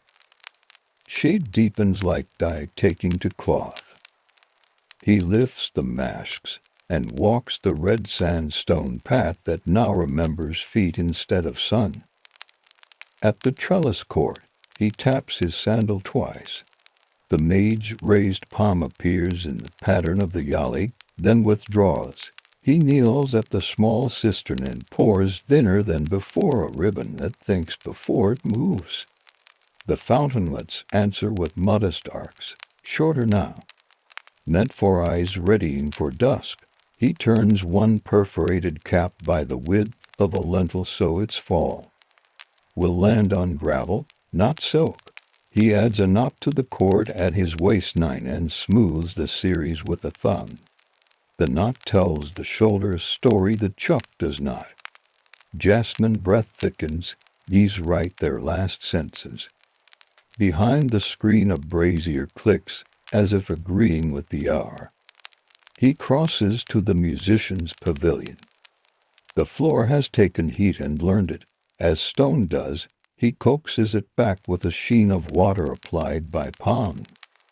The touch leaves no puddles, only a memory. A student tunes a sarod, laying a cloth under the bowl to keep wood and stone friendly. To tabla rest on small woven rings that make a circle of patience under each drum. He sets a shallow bowl near the niche half full, and leaves one more at the door for passing air to learn kindness. A gentle side note: evening performances began with rooms being readied, floors cooled, lamps trimmed, curtains eased. Music needed space as much as skill. At the central chatter the ridges still sing, but the song must quiet for night. He pours into the header one last time, and then stops the flow. The pattern thins to threads, to beads, to a last brightness that remembers lace. With a reed he loosens a grain of silt so morning will not inherit a stubborn patch. He runs his palm across the lowest lip and leaves it clean as a plate. The stepwell offers its comfortable dusk. Bats rehearse a neat geometry near the vaulting. The pulley turns with a small, approving complaint. He draws one skin, then the other. The cap pegs turn and seat with that tidy sound wood makes when it fits the day. On the pillar he lays the 10th stroke, leaning slightly, but still in the family of the others, and a longer mark for the last great tank. He will calm before lamps speak. He chooses the long walk that skirts the women's garden and reaches the citrus by a path that stays generous with shade. The little channels are nearly done with thirst. He opens a tiny plug with the tip of a reed, gives one far tree 2 heartbeats of water, then settles the plug again. A mina protests, and then discovers a seed hull worth the noise. Ants decide they have walked enough. A clerk meets him by the tank, tablet tucked under arm, evening hanging like a polite shawl across his shoulders. The ledgers will close with your mark, the clerk says, meaning chalk. He adds a square on today's strokes, then draws a minute tail that translates to timely. Payment will be tallied tomorrow. Coin a ration of grain and a bowl from the kitchen at dusk. The water bearer nods at the word bowl the way a hungry man nods at a promise kept. He returns to the pavilion as lamps are coaxed into seals of gold under clay shades. The floor has cooled exactly enough, a sleeve brushed over it says so. Musicians arrive as evening arrives, without haste, with intention. He stands at the edge, invisible by profession, and watches air adjust. Fingers touch strings lightly, as if greeting friends who answer by timbre. He does not linger, water is still his voice to tend. The last work is gentler than morning's. At the great tank, he pours along the side, patient as a librarian pushing books flush with shelf. Ripples carry dusk outward and give it back smooth. He skins the surface for leaves, draws them to the edge and lifts them with a fan into a small pile that will thank soil later. A child approaches, is checked by a quiet hand, and learns that night is when water becomes mirror and mirrors need peace. A gentle side note, many courtyards kept a light difference between day water and night water, one for cooling, one for seeing. The first made work bearable, the second made stories tame. He returns to the stepwell to rinse a cloth. Beeswax has softened seams all day, now cloth and calm wheat dust from leather. He rubs each mask with long strokes, working from neck to base, listening with fingertips for any stitch that wants a word. He feeds a whisper of wax along one border, presses, smooths, and lets the skin remember gloss. The masks look like animals that have been brushed until they cur. He hangs them from a beam to rest above ants' ambition, and below bats' drama. At the outer gate, guards pour tea from a kettle that has discovered how to pour forever and still be full. He offers the spout of his mash for a ribbon of water to temper the brew. The guard counters with a ladle of tea into the brass loda. Both exchanges are accepted. The guard raises an eyebrow, voices. He answers. The chatter sleeps. The small cisterns whisper. The pavilion floor is a good friend. The guard taps his cuff with a thumb in a code that means all well. They drink in the slow way that makes cups lighter than moments. He returns the long way to pass the scribe's porch. The shallow bowl has kept air soft. The scribe places a completed letter on a string with others. Wax seals wink like tame moons. He nods thanks without raising his eyes. The water-bearer lifts the bowl, rinses it at the channel's edge, sets it back with a spin that drains the last sun from its lip. In the potter's yard, the two jars have moved to a low cart padded with rope. He wets the earth around the wheel track so dust will come away from rims without scratching glaze. The potter's wife appears with a katoori of rice and a sprig of coriander that has not yet learned disappointment. Kitchen bowl, she says, handing it over.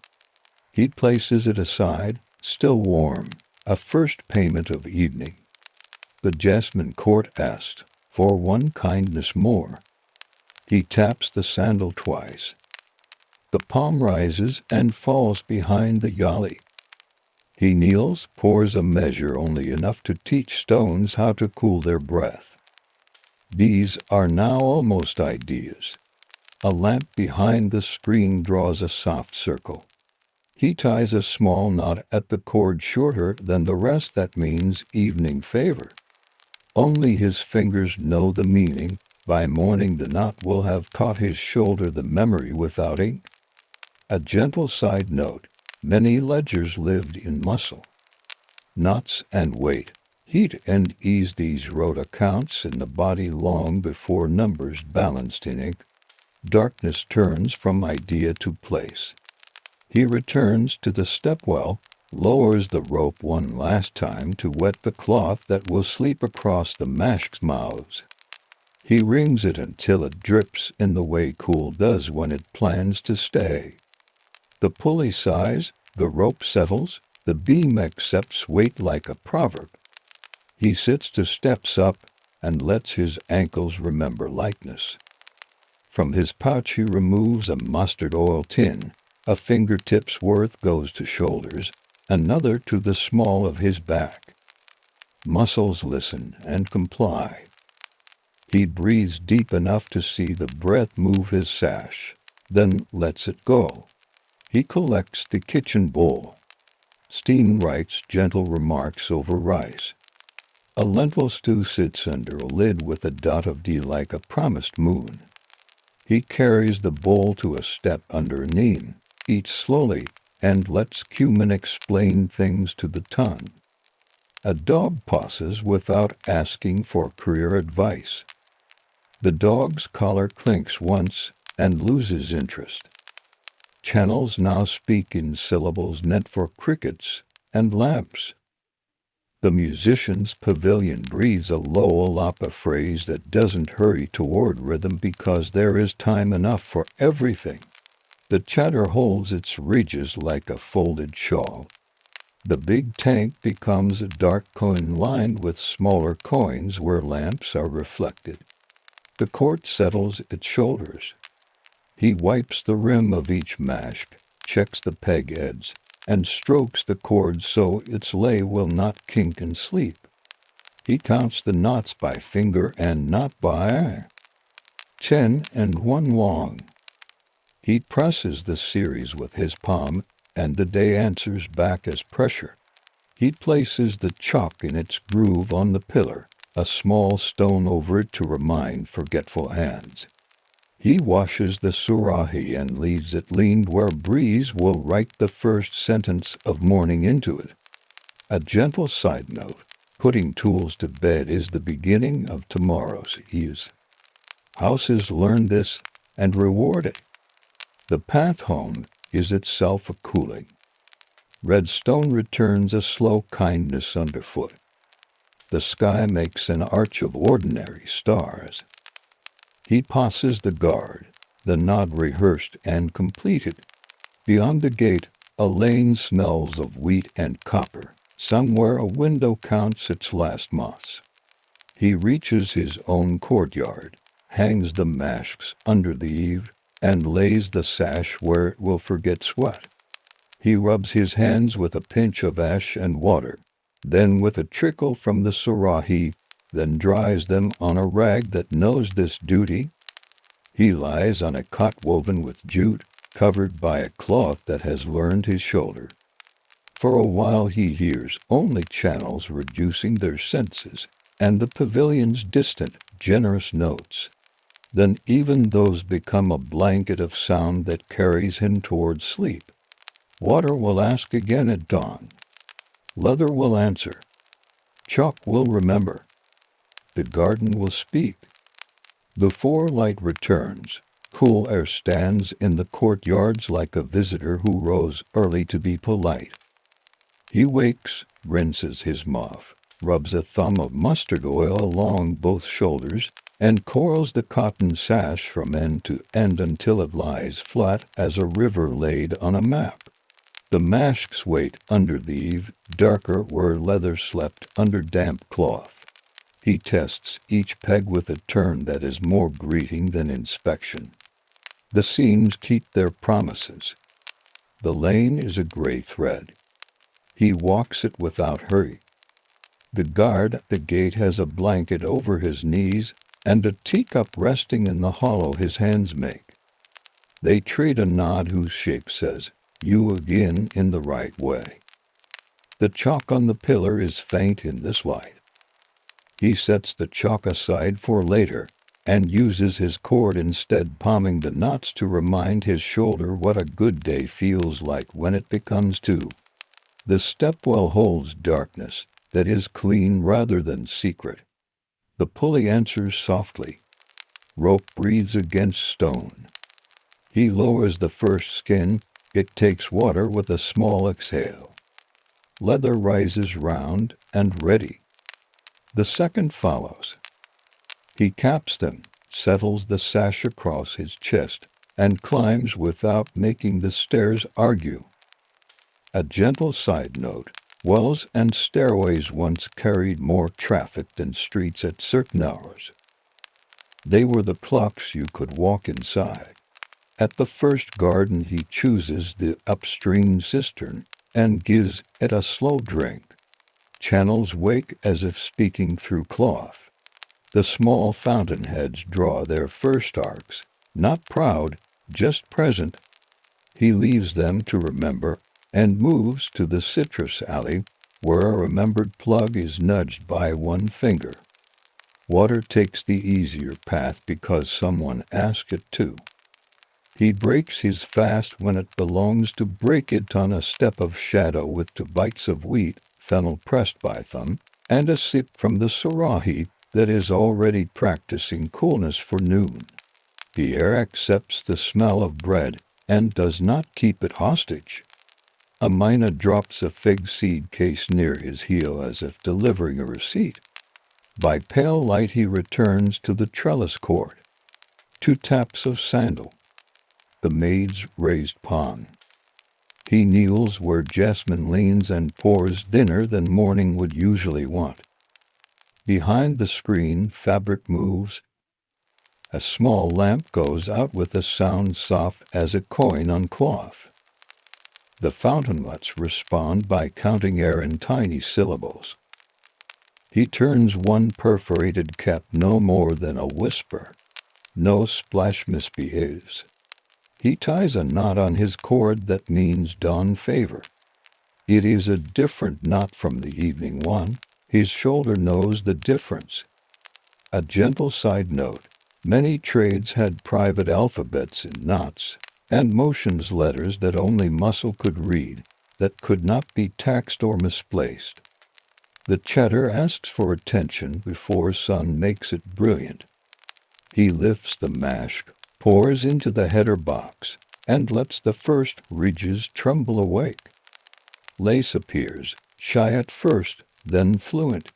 He watches only until the pattern remembers itself.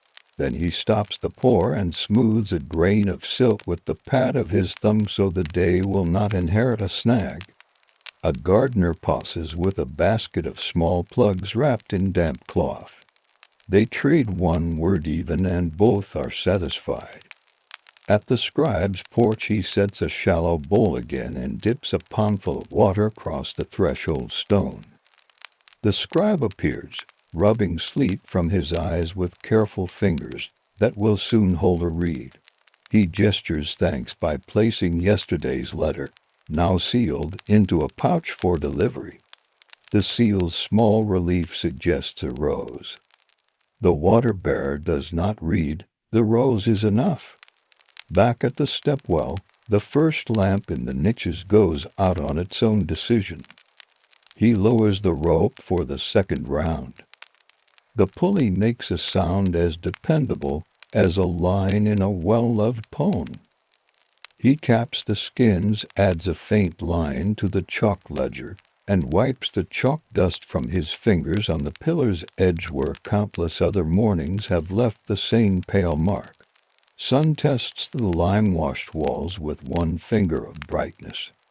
In the outer court, the kitchen ladle knocks a pot. Steen writes short phrases where the roof meets air. He detours toward that sound because the kitchen cistern is a quiet customer and likes to be seen first. There he pours along the inner wall, then wets a shelf where brass pots sleep, so they will wake with kindness.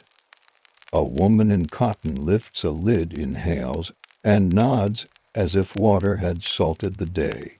He turns to the central tank. Its surface is a page that can only be read slant. He pours near the inlet and watches ripples learn to travel in neat rings. Two boys arrive with a reed mat. They lay it by the edge and sit with their ankles crossed in the way of pupils taking a seat before the master. He gestures them back a little nearer. They obey, happy to watch from where they can be part of a scene without becoming work in it. The clerk arrives with the wooden tablet and a small smile that always looks borrowed from sleep. He draws a neat bracket around yesterday's strokes and adds the first of today's. He marks a tiny crescent that means dawn rounds completed and pencils a reminder in the margin about grain. Kitchen bowl at dusk, he says aloud, not as a promise, but as a plan shared. The water-bearer repeats the words and stores them where hunger keeps its notes. By mid-morning the city remembers its errands. He passes the potter's yard, where yesterday's jars have grown new owners. He wets the track where the cart left a dust that wants to forget its manners. The potter's wife raises a copper cup that has a small neck like a dimple. He fills it from the mash without being asked. They do not count this. The day will count another way. At the musician's pavilion he cools the floor lightly. No one is playing. Someone hums in the back room to convince strings to be patient. He sets two bowls, one near the pillar, one near the door. Their water will drift away before noon in a service that I will not remember to thank. He tightens the mashed peg by a hair and slides his palm along the leather. It answers with a smoothness that is a sentence ending well. Heat grows. He chooses longer shade. The citrus Sally asks for a last thread. He grants it. These change key again, somewhere between duty and leisure. A lizard tests a warm stone and decides to upgrade its address by 2 handspans. Overhead, a kite circles the way a thought circles before becoming a decision. He returns to the trellis court for a final morning pour. Doctor taps. A palm lifts and waits. He pours the measure that makes pebbles darken and stay dark just long enough to be helpful. He hears bracelets chime once, then rest. He ties no knot this time. The shoulder has learned the weight of courtesy without needing a message. At the stepwell, he lowers the rope to rinse the cloth that will cover the masks when noon crowds grace. He wrings it until it drips with purpose. The pulley sighs. The rope learns to be lighter. He hangs the cloth over the skins and feels the immediate intelligence of evaporation. He drinks from the sarahi, wetting wrists and forehead after pressing cool into pulse points like stamps that read continue. A gentle side note, much of staying well in heat is choreography shade to shade, cool to cool, small habits threaded into a route. By early afternoon, Chuck shows a tidy ladder of lines. The cord at his waist carries knots that sit comfortably in their order, no boasting, no complaint. He smooths them once and lets his palm rest there as if pressing a page to help ink decide to stay. He makes a last round to the central tank before he yields the hour to kitchens and naps. The surface has become a ledger of sky. He pours thinly, not to stir it, only to lay a new line near the inlet like a signature at the bottom of a letter. Ripples widen, meet the tank's edge, and lay down again as if agreeing that the morning went correctly. The clerk finds him in the shade and hands him the short tally for the day so far, 1 line to dots, a tiny square eye tangled kindness. Grain at the store by the gate. The clerk says, bowl at the kitchen as the sun leans. He nods, not because he forgot, but because acknowledgement is part of wages as much as coin or stew. He hangs the masks under the eave of his own courtyard at rest time. The leather glows like a folk that chose to be modest. He lays the sash straight on the low wall so its twist will not learn bad habits. He rinses his hands, rubs a thumb of ash between fingers, rinses again, and sits on the cot with a cloth over his eyes. For a short span, water continues without him. Fountains speak to air. Channels negotiate with pebbles. The chatter guards its ridges. The city practices being cool. When he wakes, evening will assemble itself, lamps trimmed, floors remembered, a lullaby floating under the eaves. He will walk the red stone again, counting with knots and chalk without looking like he is. He will pour, listen, digest, and tie the last small knot that means enough. For now he lets the quiet write its way across him. Tomorrow is already ranging its steps, rope, peg, chalk, not pour, and the old kindness of water that allows itself to be carried. And as the gardens settle and the fountains learn their night voices, we drift west to vaulted lanes where oil lamps pull amber along brick, copper trays hold the moon, and a bazaar hums softly under arches that keep the dark gentle. Evening begins before lamps admit it. The great vaults of Isfahan's bazaar hold a soft dimness, like cloth turned to the lining. Brick arches breathe out the day's warmth in long, quiet exhales. Above, small round openings in the roof eyes of light by noon now become small coins of pale sky. Merchants lift shutters the width of a hand, not to welcome customers yet, but to greet air and let the rooms practice being night. A lanterneer walks the spine of the lane, carrying a tray of clay oil cups nested like sleeping birds. He sets one in each niche.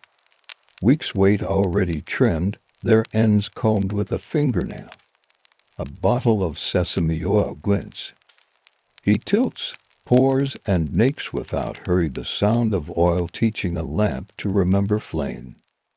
The first light takes and becomes a small almond. The next makes a twin.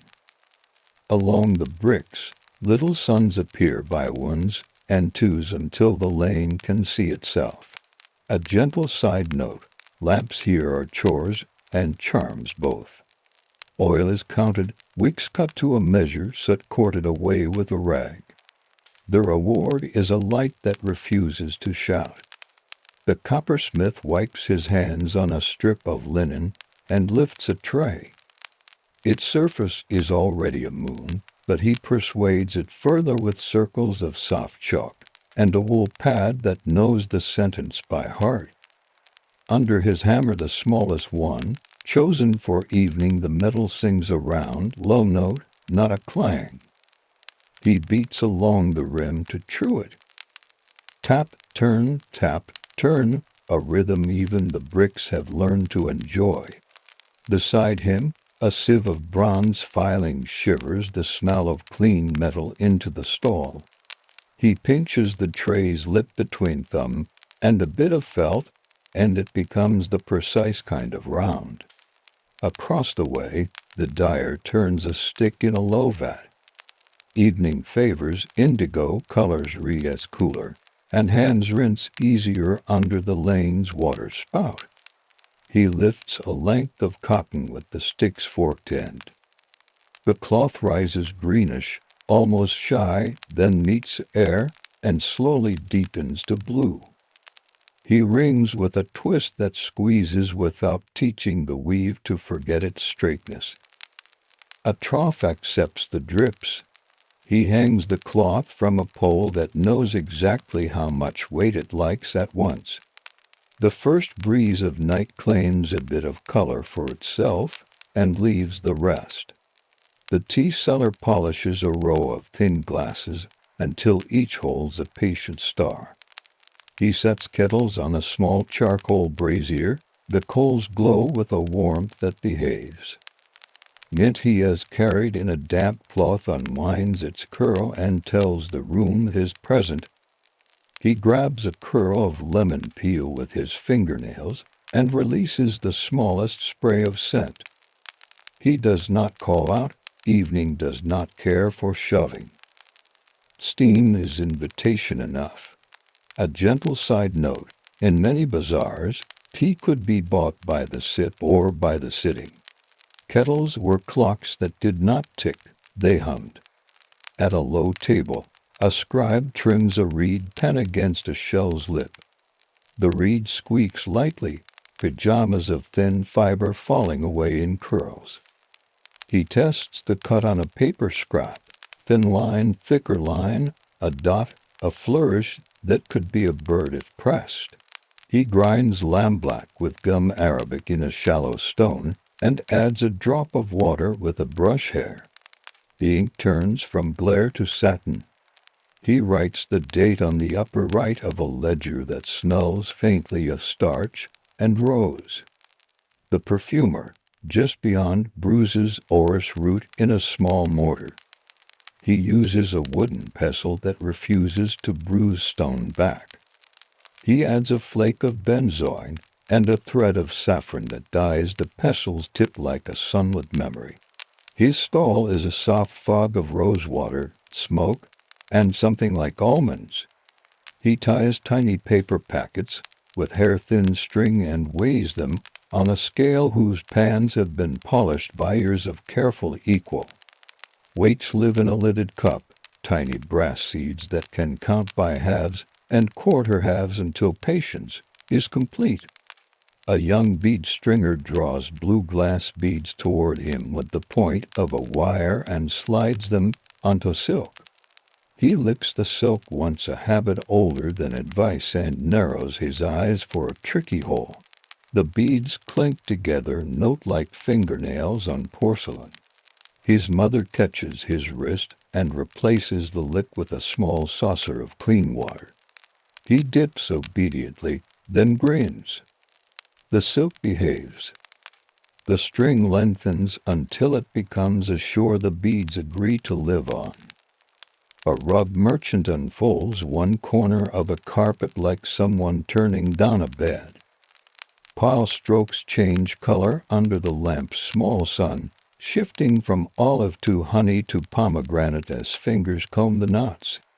He pats the field with the open of his hand, and it answers, with a sigh that says winter will have a warm floor. He shows a border to a neighbor, both men quiet as if the carpet were an infant sleeping lightly. They roll it back with a lift, and a tuck that protects edges the way a word protects a meaning. A gentle side note, night markets in cities like this did not always blaze. They glowed. Business could be brisk without quickness. The measure was not how many voices, but how easily a coin learned its next pocket. Near the lane's center, a tiny pool lies set into the floor, its lip worn smooth by things that leaned on it while thinking. A channel dribbles into it from a hidden cistern. The water reflects each lamp as a floating almond. A boy lowers a clay cup on a string, fills it, and drinks with a sound that says both thirst and training. He wipes his mouth with the back of his hand, then with the front of his sleeve in penance, then grins at no one in particular. In the spice stall, saffron sleeps in a paper sachet like thin firewood. Cardamom pods lean in a brass bowl, each lighter than its aroma. Sumac smolders in a cloth bag the color of old brick. The merchant, with fingers that know grains like relatives, measures a customer 3 pinches of cumin and 1 of caraway. He adds a kindness to clothes by pretending to spill them, and then refusing to retrieve them. The customer's mouth lifts at one corner. Accounts balance.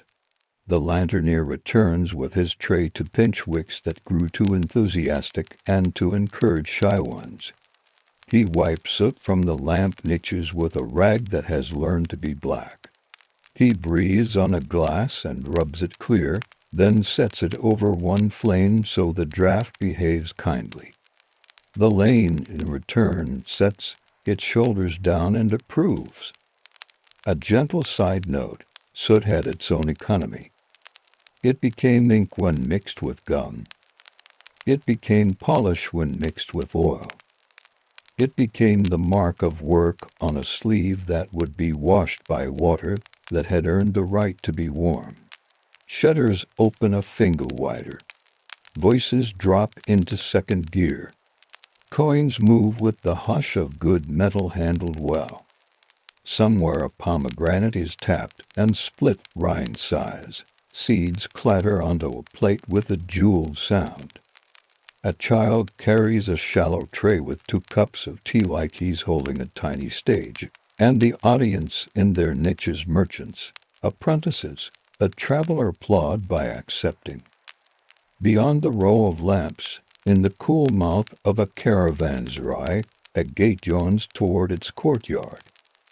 Camels lie folded like careful chairs. A hostler moves between them with soft steps and a brush. He checks a girth with fingers that trust the hour more than the strap. A tray passes with bowls of barley and a little cut clover. Leather shifts, bells think about ringing, then decide against it. The bazaar's roof collects all this and gives it back warm. Low murmurs travel along the brick and come down as friendliness. The night learns the difference between quiet and silence and chooses the first.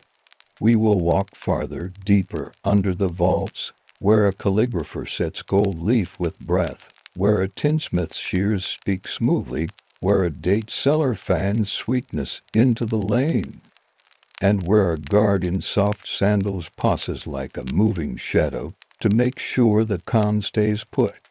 For now we stand a moment in this first pool of lamplight, listening to copper sing its low vowel, and to tea glasses answer with a polite clink, while the sky above the oculi fades from blue to the color of almond skin. We walk farther into the vaults, where the lane narrows to a comfortable shoulder and the lamps seem closer to one another, like friends who share a bench. Here the light is a thread stitched through arch after arch. Sound changes, to less talk, more work that prefers the hum of breath and small tools. At a low workbench, a calligrapher lays a page upon a board padded with felt. The sheet is burnished smooth. It takes shadow like silk. He touches a brush to clear water and breathes gently across a patch of gesso where gold will sit. His breath turns the thin square of leaf obedient. With a brush made from a single squirrel hair, he persuades the floating gold to lie down. It adheres, as if it had been waiting for exactly this temperature of kindness. He taps the page with a feather pillow to teach the leaf to stay. Then he lifts the burnisher, a dog tooth set in a handle polished by ears, and strokes the gold until it becomes quiet light rather than loud metal. A gentle side note, gilders often used breath as a tool. Moisten, lay, press, burnish. Air itself became glue for brightness. Across the lane a tinsmith snips a sheet of tinplate with long shears that speak in even syllables: shirk, shirk, shirk. He curls an edge with a bone folder and tightens it over a wire end. The circle becomes a lid. The lid waits for a handle. He sets rivets with an awl and a punch that knows not to brag. Nearby a lantern cage gleams, thin rid soldered neat, small windows ready to learn soot and story. A boy files edges to acceptable. The filings smell like rain that respected a roof before it left. The date seller fans his wares with a palm leaf. Dates sit in little levees of woven reed, soft ones like amber with honey inside, drier ones the color of well-baked bread. He sprinkles a pinch of toasted sesame and lets the seeds settle as if they were learning to count. He cuts a sample with a brass-bladed knife that never sees hardness. A slice passes from his palm to another without transaction yet. Taste is a step before coin. The fan keeps slow time, and sweetness lifts into air that has already decided to be generous. A guard in soft sandals passes, not to interrupt, only to be present. His belt carries little more than a short baton and a ring of keys that prefer to keep quiet. He taps the rim of one lamp niche with the back of his knuckle, a habitual measure of glass, and flame, and then moves on.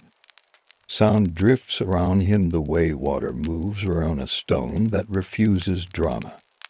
When he reaches the end of the visible lane, he becomes a curve in a story and then a memory of footsteps.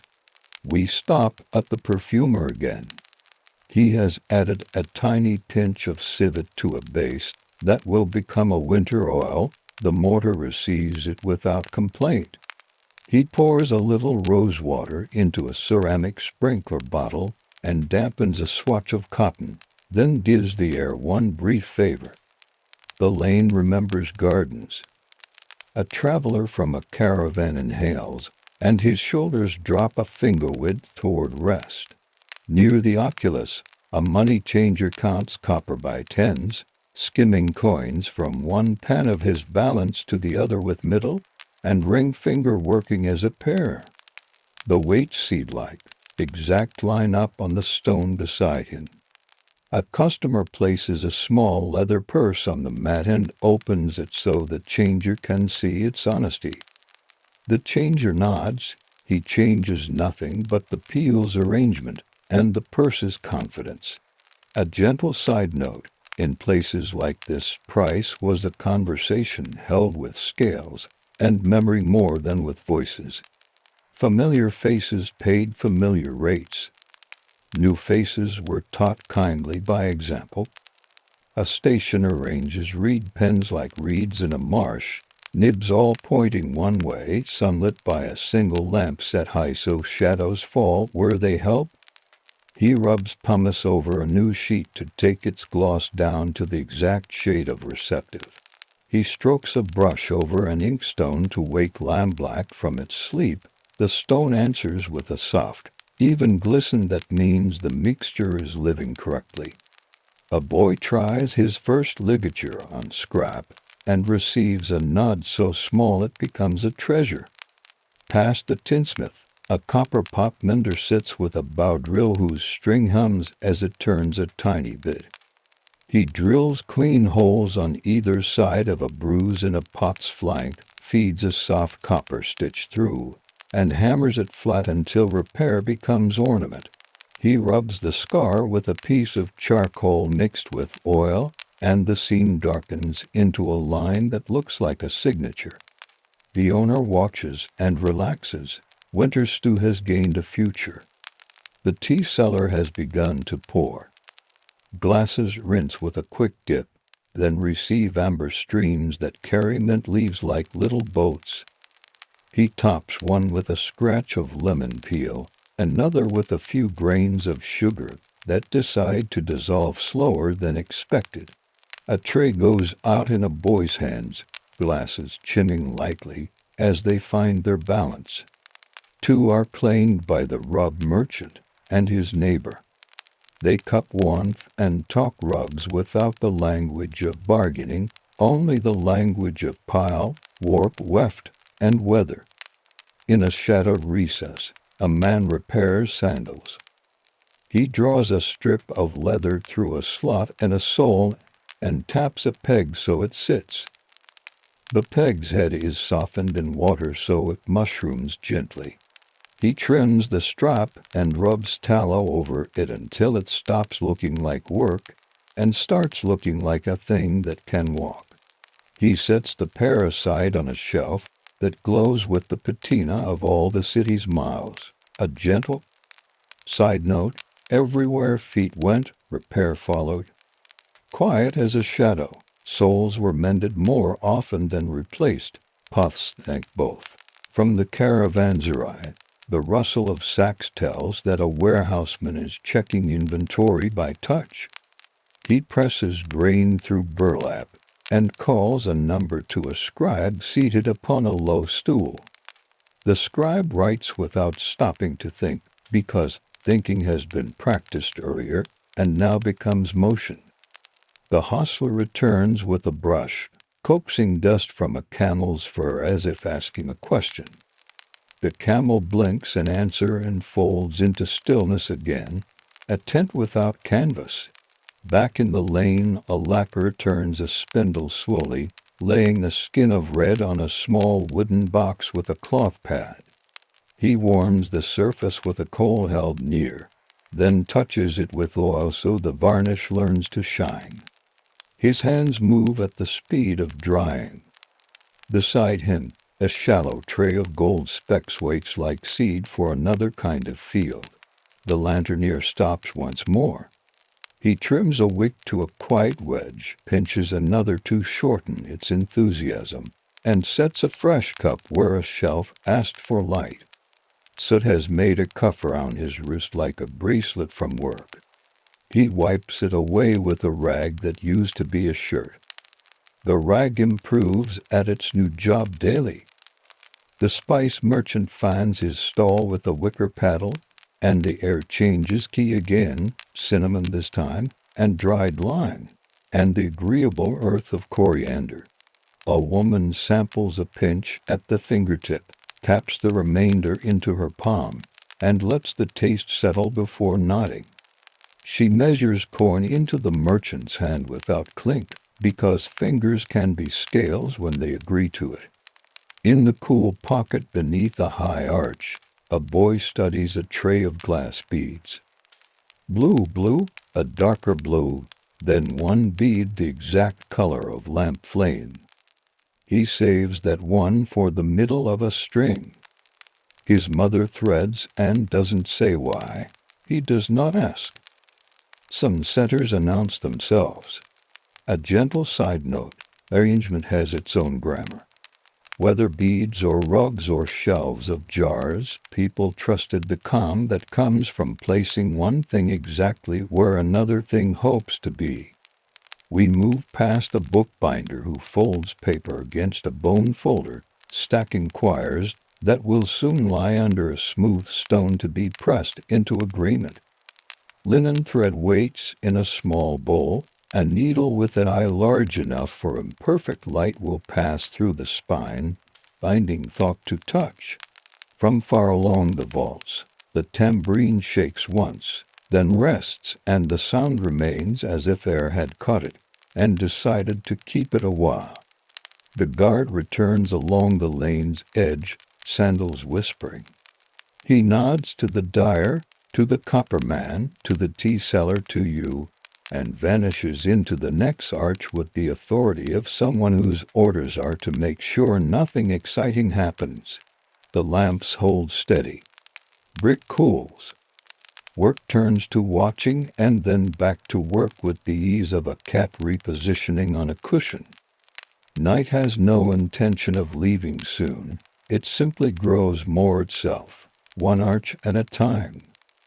We'll step deeper still, where a metal worker snips star shapes for pierced lanterns, where a date stone grinder makes flour you would not expect, where a ledger closes with a soft thump, and where a porter leans against his rope and tells time by how light feels on brick. Deeper under the arches, lamplight thickens into patterns. A metal worker sits cross-legged with a thin sheet of brass across his knees. Chalk marks show stars, crescents, and little lattice windows. He lifts narrow shears and trims along the chalk with a sound like a whisper learning to sing shirk, shirk, shirk. With a nail set and a wooden mallet he taps holes around each shape until the sheet becomes a night sky of its own. He bends the panel and brings its edges together. Soft solder joins the seam, and a lantern is born. When he cups it around a lamp to test, Small constellations climb the bricks. A child lifts a hand to catch them and misses on purpose. Beside him, a wire worker twists coils into delicate guards for glass chimneys. He measures with the width of his thumb, not a ruler, and hits the number every time.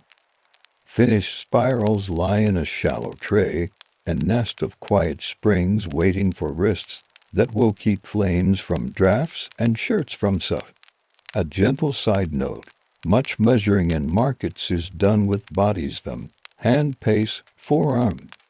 Tools learn people, and people learn tools, and trade proceeds without argument.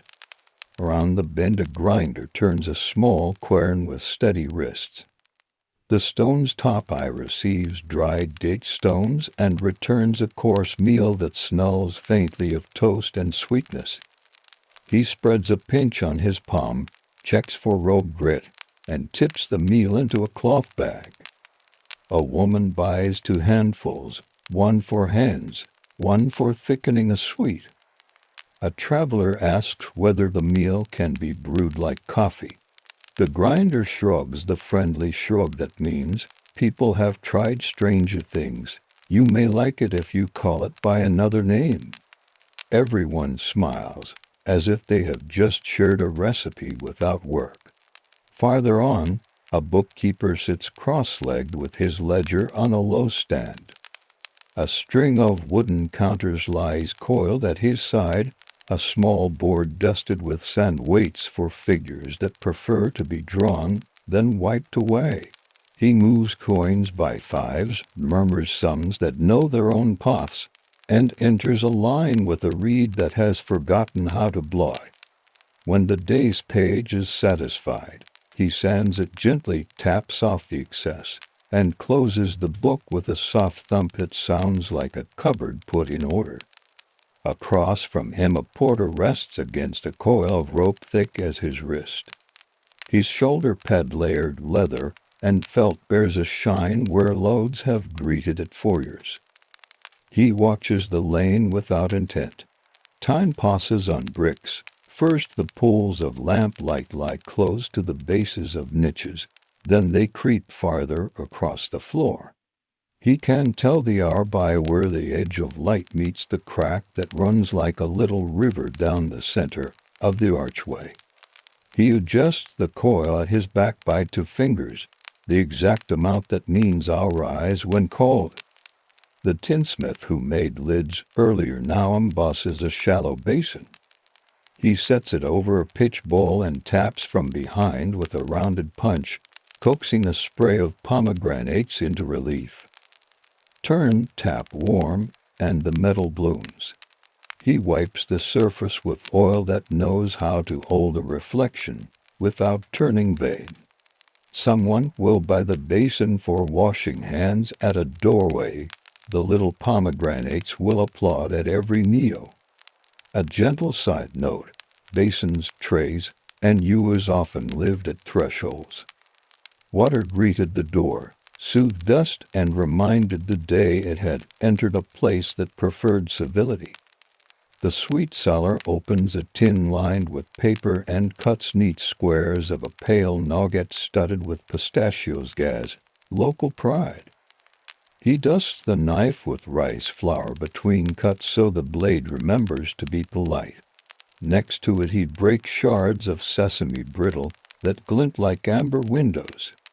He sets both on a brass plate and covers them with a cloth that whispers a promise it can keep. A pair of apprentices split one square and return to their stall with sugar on their upper lips and new patience in their hands. The shoemaker threads boar bristle to a linen cord and waxes it until it becomes a stiff lace that stitches leather without complaint. He pierces a sole with an awl and draws the waxed thread through with a smooth pulley. He has taught to be soundless. He taps the heel with the lightest hammer until peg heads become round and friendly. Beside him, a rack keeps shoes in orderly pairs, lefts and rights leaning like old friends who know each other's weight. In a cool mouth where two lanes meet, a brazier mender tends to a dented rim. He heats, lifts, and presses until the circle remembers itself. He rubs the join with pomegranate peel and a pinch of ash. The metal learns a soft dark that looks older and more satisfied than shine. The owner touches the rim with a forefinger and nods, as if the brazier has been given back its name. Near an oculus, the lanternier pauses on a low stool to rest his tray. He trims 3 weeks by one shorter, one turned, one left alone. Smoke thins, flames lower, the lane breathes easier. He checks the oil bottle by week rather than sight and judges it enough for 2 more passes. He drinks a mouthful of tea handed to him without words and returns the glass empty and grateful. A gentle side note, in night markets, gratitude has its own grammar, passing a glass, setting a tool within reach, shifting a crate to widen a pathway.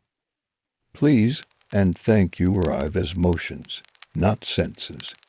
By a pillar a man engraves copper with a chasing tool, cutting a border of leaves that follow one another like good ideas. He holds his breath for the curve that wants to turn 2 ways at once, then exhales when the line chooses wisely. He rubs lampblack into the cut so the pattern deepens. The tray looks like it has learned shade. A boy from the caravanserai appears with a twig broom, collecting the day's last straw and thread ends. He pauses at the little floor pool and skims a moth gently with the broom's tip to set it safely on a ledge.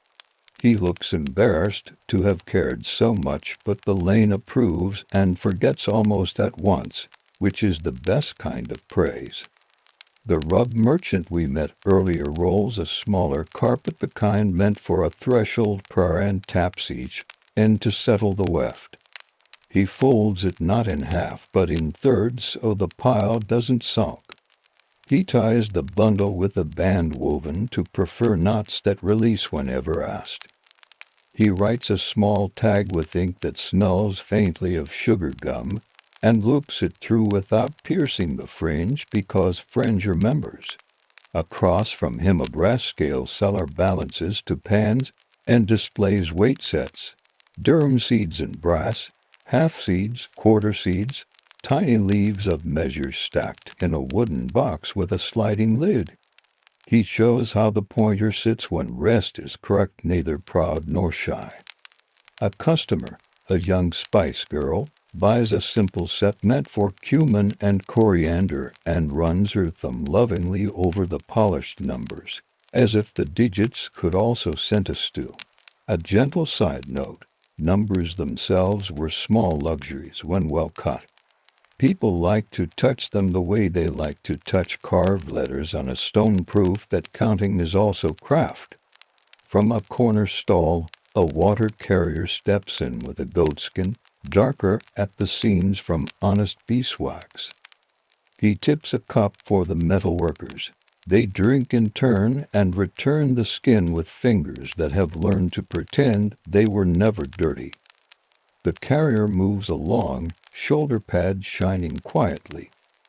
He leaves a damp crescent on the dust that becomes an evening moon for a breath, and then is gone. A ledger thumps closed to stalls away. The bookkeeper ties it with a cord and slides it into a shelf cut to its size. He places a flat stone against the row of books to keep spines from learning pride. He blows out his lamp, then relights it and pinches it lower, not yet closing, just teaching flame the tone of late. The porter at the rope rises when a shopkeeper nods.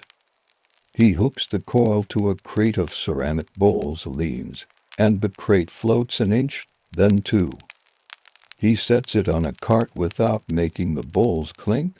The shopkeeper adds a coin, small but true, to the porter's palm. The porter weighs it once the way the money changer did, and drops it into a cloth purse that does not allow coins to gossip.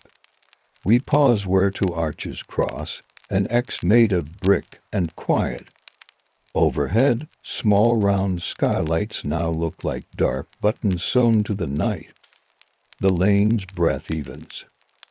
Something sweet travels past rose syrup, maybe followed by a thread of cedar smoke that means a lid was lifted from a brazier with respect. Night is wider here than it was at the lane's mouth, but no louder. Lamps carry their duties from niche to niche. Tools find their end-of-day rhythm. People stand with hands behind their backs, just looking, which is also work. Soon we'll reach the hour when shutters lean in and coins take their last walk for the day. We'll listen to a last sheet of gold leaf breathe into place, hear the final shirk of shears, feel the lane decide it has said enough, and watch the guard make one more round to be sure the quiet stays where it belongs. The hour edges toward closing by small signals. A coin rolls once on wood and doesn't seek a second adventure. The tea kettle lowers its hum. A breeze travels the vaults, tasting sesame and metal and the last of rose, then moves along as if it has errands in another lane. At the calligrapher's board, the page that took gold earlier waits for a line of black to balance its brightness. He loads the reed and writes slowly across the burnished field, the letters tall and deliberate. Each stroke lands with the calm of someone who has taught a brush to walk. When the line ends, he lifts the page, turns it to catch lamplight, and smiles the quiet smile people use when a plan and a hand agree. He lays the sheet on a drying board and places a thin weight at one corner so the page will not learn a curl in the night. A gentle side note. Weights in workshops were often small pieces of ordinary life, stone, smooth metal, a shell. Their work was to persuade paper or cloth to keep good habits while no one was watching. The tinsmith wipes the rim of his pitch bowl and warms the pitch with a coal so it will release the basin he chased. He frees the metal with care, wipes away any pitch that wishes to stay, and buffs the design until pomegranates look like they might give scent fast. He stacks finished work rim to rim with slips of cloth between, a soft grammar that prevents scratches from practicing together. Across the passage, the date seller folds a cloth over the trays. He shakes the palm fan once, not to cool fruit now, but to remind the cloth it should lie without wrinkles. He counts the strings that girdle each stack, checks one nut with a small tug, then sits for a moment on a low stool and lets the sweetness in the air become a form of rest. The tea seller starts the end of evening washing. Glasses enter warm water with a clink soft as raindrops on tile. He rinses, turns each glass over, and sets it mouth down on a board that slopes slightly so water finds a neat path home. The charcoal brazier receives a whisper of ash to tame its glow. A ring of iron slides over the embers so the kettle can nap without remembering to boil. A sprig of mint goes into a shallow dish for morning's first jug to borrow. The money changer closes his pans and places the weights into their lidded cup, largest first, then smaller, then smallest the way they will want to come out again tomorrow. He runs a cloth along the bean that holds the pointer and leaves with a touch of oil. He wraps the day's coin in a square of cloth and ties it twice, the knot a form of punctuation rather than security. The purse sits for a moment on the mat like a loaf cooling. A guard appears again, sandals low and patient. He lifts a corner of a shutter on an empty stall and lets it fall to learn its hinge. Satisfied, he moves on. At one niche he touches the lamp's glass, counting to 3 in his head to judge heat. He trims one wick a breath's width and shortens another, Flame answers by lowering its voice. He listens to the lane the way one listens to water in a wall, assessing not words, but health. Then he vanishes into the next arch, leaving order without ever having raised a hand. The wire worker sweeps his tray of spirals into a cloth and ties it with a twist. He hangs the bundle on a peg marked by habit rather than sign. He oils his thumbs with a drop from a corked vial, rubs the wire dust from his fingerprints, and looks pleased at how skin remembers to be skin again. He blows out the smallest lamp in his stall, then relights it, a private superstition that seems to work for both lamp and man. A gentle side note: many shops had these closing rituals, not from fear, but because repetition makes rest. Tools look forward to being put away. Owners look forward to the look on tools when they are. From the caravanserai, a low voice counts animals by name rather than number. Tack strips are hung from pegs in a row, each loop checked with fingers that refuse haste. A boy carries a bucket whose iron handle learned silence long ago. He sets it down on straw and leaves it exactly centered in its square of floor, as though the bucket will sleep better if given geometry.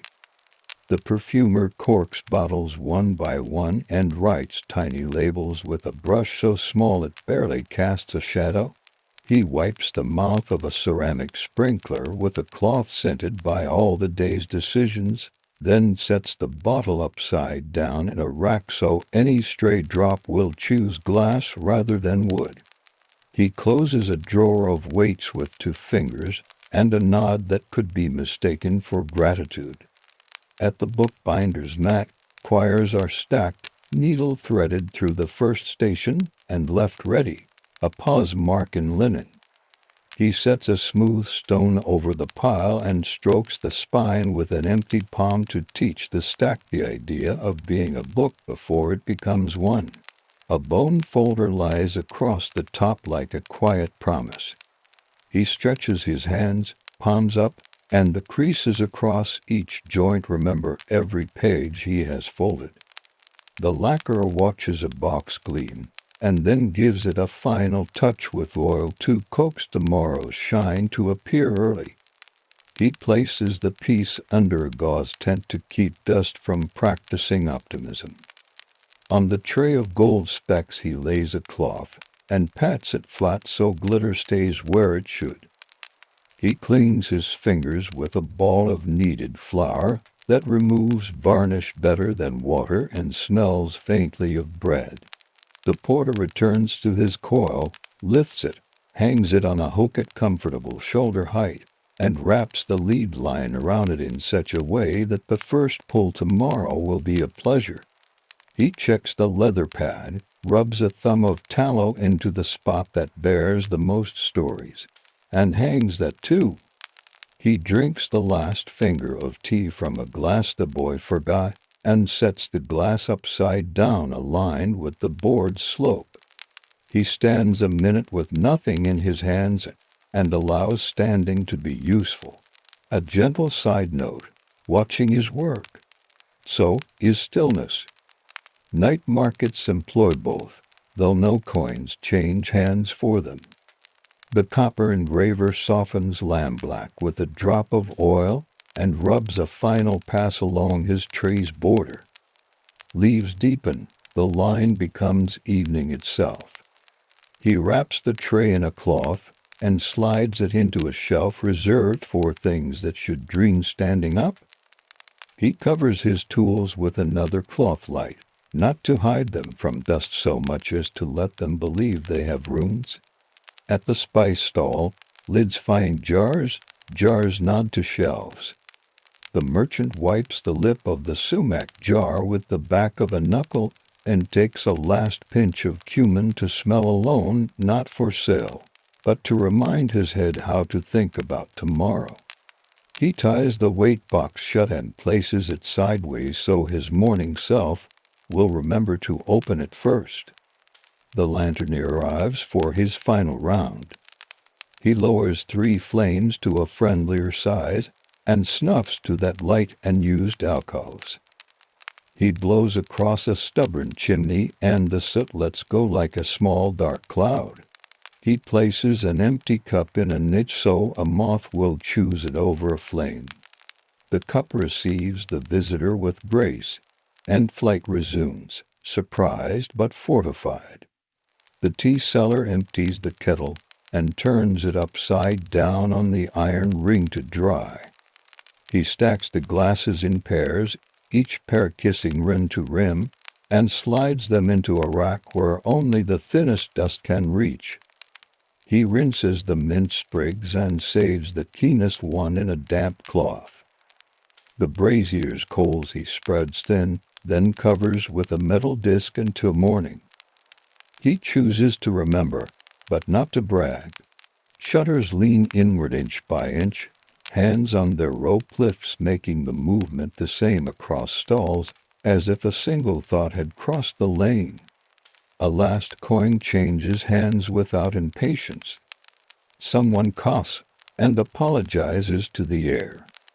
The little pool set in the floor collects 5 traveling almonds of lamplight and keeps them perfectly still. A guard reappears, walking the center of the lane for the only time tonight. He looks up at the oculi, they answer with dark circles that have learned their night role. He touches the latch of the caravanserai gate once, twice. The sound is a pair of notes that mean enough. Then he walks toward the furthest arch and disappears into the curve that leads to another quiet. Some lamps remain. Not all work sleeps at the same hour. The lane allows this without complaint. Light here is not a ruler, it is a neighbor.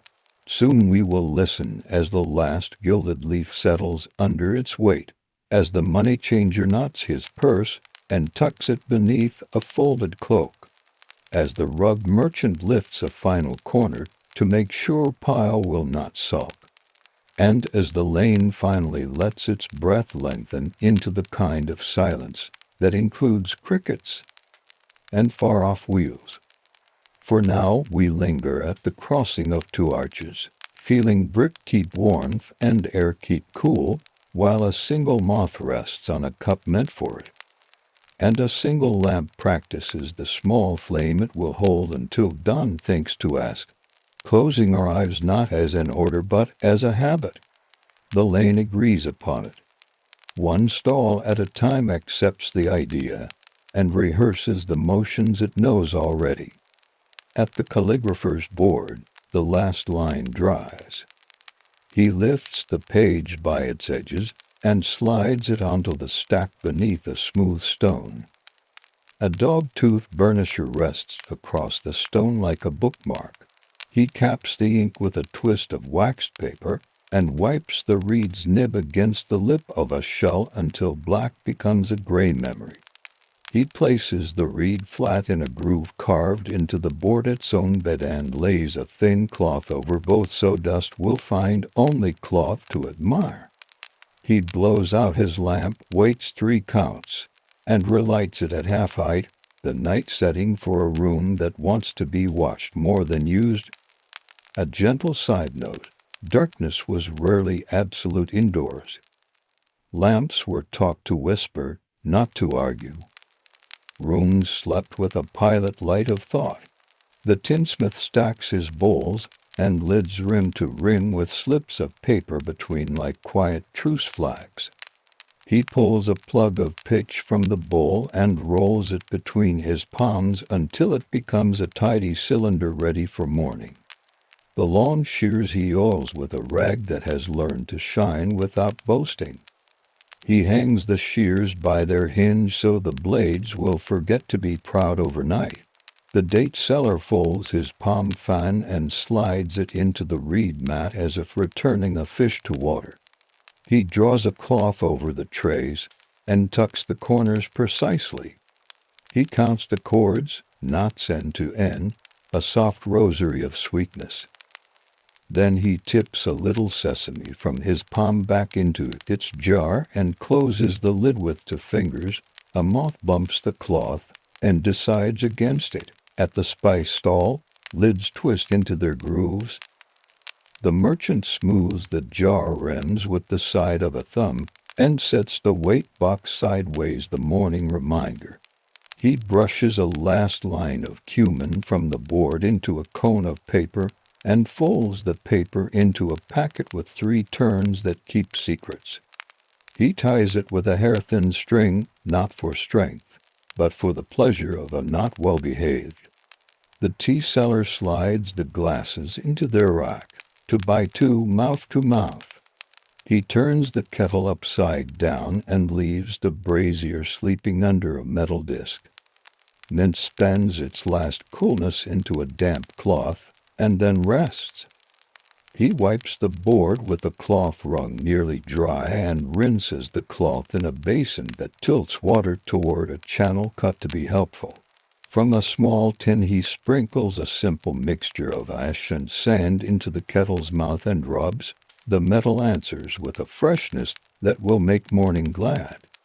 The money changer lifts his balance from its mat and places it upright in a wooden sleeve cut to its measure. He ranges the seed weights in their lidded cup in the same sequence each night so his fingers will know morning by touch alone. The day's coin he wraps in cloth and ties with a 2-loop knot he can undo in the dark. He lays the purse beneath a folded shawl that smells faintly of cardamom and cool stone. His lamp lowers and will hold low until the first dawn customer makes a polite sound. A porter returns, collecting small errands that make corridors straight. He lifts a rolled carpet, settles it against a beam where rats have no taste for pile, then nudges a crate so its shadow won't surprise the guard later. He stows his coil on the hook at shoulder height, pats its flank once like a horse he does not own, and gives his leather pad one last thumb of tallow. The pad gleams in the lamplight as if it, too, has learned to sleep. The wire worker draws the shutter rope with a slow hand. The wood lowers its eyelid. His little lamp remains a single almond, set back on a shelf where it will hold the stall's shape. He hangs the bundle of spirals on its peg and turns once to make sure the peg agrees. It does. The bookbinder lays a smooth stone upon the new stack of quires. He threads the needle through the first hole of a spine and leaves the thread long, like a sentence deferred. A bone folder lies across the pile as punctuation. He blows out his lamp, then steals a little flame from his neighbor to relight it. Low convention here, a way of telling the lane I am here but not asking. He sits for a breath with his hands open on his knees, as though listening to paper settle. The lacquer shifts the gauze tent over a gleaming box, pats the corner, and tidies his tray of gold specks with a gentle tap so tomorrow's shine will begin where tonight's left off. He cleans his fingers once more with the ball of kneaded flour and presses the ball flat to save until it becomes a tool in its own right, a small, pale stone of usefulness. The perfumer lines bottles shoulder to shoulder, corks turned with care so that scent will sleep and not argue with wood. He places the tiny brush used for labels into a narrow glass where the bristles can stand like a reed in a pool. He dampens a square of cotton from a sprinkler, lays it across the mortar, and leaves it as a sign to himself. Do not begin again tonight. His lamp stays at a whisper. The fragrance in the stall root, resin, rose learns to be a dream rather than a purchase. A gentle side note, closing taught patience to objects. A tool at rest holds tomorrow's potential. A room at rest becomes a kind of container for intention. At the lane center, the little floor pool has collected 5 floating almonds of lamplight. A boy with a broom kneels and lifts a moth from the water with 1 hair of straw. He places it on a brick ledge to sort its wings. The moth remembers itself, then travels to an empty cup that has been left for such visiting. The cup makes a home better than flame. The lanterneer performs his last pass. He lowers 3 flames to kindness and snuffs to that face shutters. He turns 1 chimney of fingerwood to straighten its draught. He breathes on a sooty glass, wipes it clear, and sets it back with the care of setting a cup by a sleeping child. He tilts his oil bottle. The weight tells him enough for dawn. He smiles the small smile of someone whose tray has never betrayed him. The guard appears one final time, walking the exact center of the lane. Sandals kiss dust with a rhythm every stall now recognizes.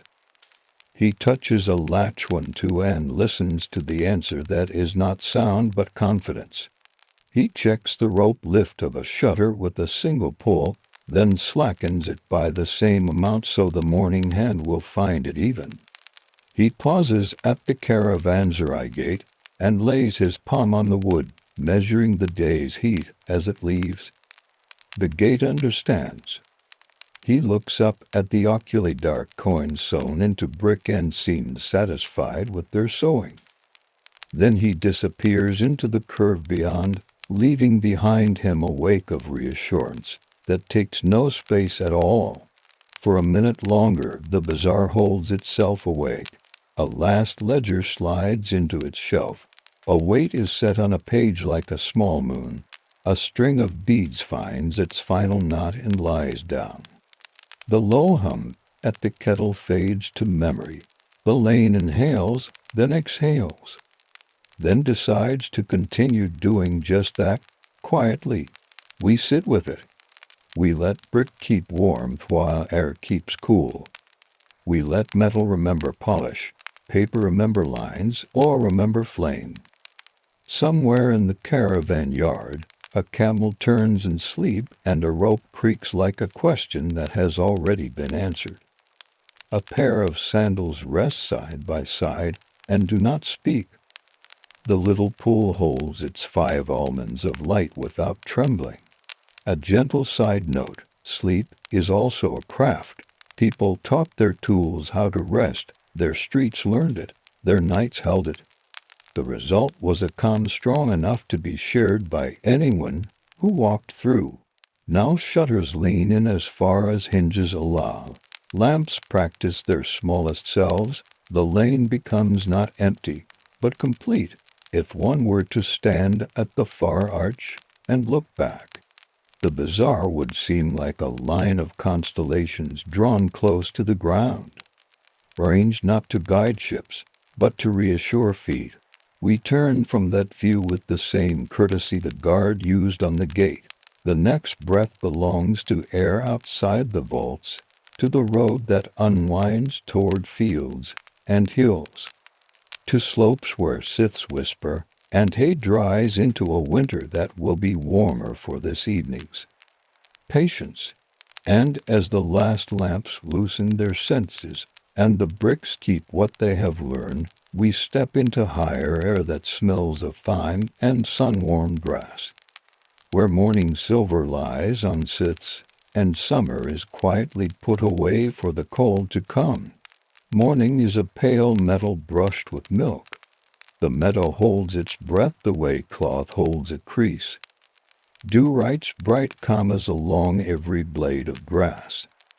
A line of scythes rests against a low stone wall. Their wooden snats rub smooth where hands remember to go. Nearby, a bucket waits with water that came from a spring before voices began. A horn-sheathed cow horn, polished by ears, leans against the bucket. A gray whetstone sleeps inside it, already wet. Shirts are linen, light and honest. Belts are simple leather, tied without argument. Felt hats shade brow and ears. Leg wraps keep grass seeds from learning ankles. Over the wall, 3 cows lift their heads and consider dawn in a way that includes chewing. Bells speak 1 clear syllable each, and then allow silence to return. A mower lifts his scythe and checks the blade with the pad of a thumb, not to court danger, only to learn readiness. The blade, long and tapering, sits at the correct tilt on the snath. The ring that holds it shows a dark polish where screws have been persuasive many mornings. He draws the stone from the horn. Two swipes along the edge one, to the sound like a whisper choosing a note. He returns the stone to its bath. Others do the same. A soft chorus of SHHH, SHHH passes along the wall, and do thinks about behaving. They step out together, not in a line of soldiers, more like a group that knows one song. The first arc of a scythe is slow, considering. It glides low and close, the heel of the blade leading, the point honest but modest. Grass falls in a green sigh and lays itself in a tidy ribbon. The next arc overlaps the first as a good neighbor. Blades sing a smooth, even vowel that travels without hurry. Breath pairs with swing. Hips turn enough to be useful, and no more. Boots whisper through coolness. Spiders' rati lines a span higher. A gentle side note, sits were tuned like instruments. Angle at the tang, set of the blade, length of the snath, even the notch of a hand grip all adjusted so the body could work without quarreling with itself. The music of a field in use was not poetic talk, it was real and measurable. Behind the mowers come rakers with wooden teeth set wide. They lift what the blades have parted and lay it into long windrows that face the sun the way a cat does. Rakes brush the ground with steady kindness. The teeth hum in straw syllables. In the first arc, dew leaves trousers dark to the knee. By the second, cloth lightens as the grass gives water to air. Larks write small thoughts overhead that no one tries to remember. Breakfast belongs to shade. On the low wall, a cloth spreads out the day's beginning, round loaf, heel already missing, a knife with a horn handle, a rind of mountain cheese pale as straw, an onion, a sprig of savory that offers itself to crumbs. A flask lies in the shadow of the wall, corked damp from the spring, its mouth darkened by many greetings. Hands tear, dip salt, layer onion, press cheese. Chewing is unhurried. No one explains bread to anyone. A boy makes a coin of cheese with the hollow of a thumb and grins at his own trick. Someone wet fingers the blade and returns it to its sheath with respect. Back to the work. The line moves up slope, long arcs making a path that is not a road and not a curve, but something between. Where the ground humps, the blade lifts a hair and rides it. Where a ditch wants to swallow rhythm, hips give a small grace and carry the cut across without letting it learn to be ragged. In the shade of a solitary ash, a tiny anvil, just a wedge of iron weights hammered into a stump. One mower kneels, lays the blade's edge on the anvil, and pings like taps with a small hammer, drawing the metal thinner and truer. Tick, tick notes just short of musical.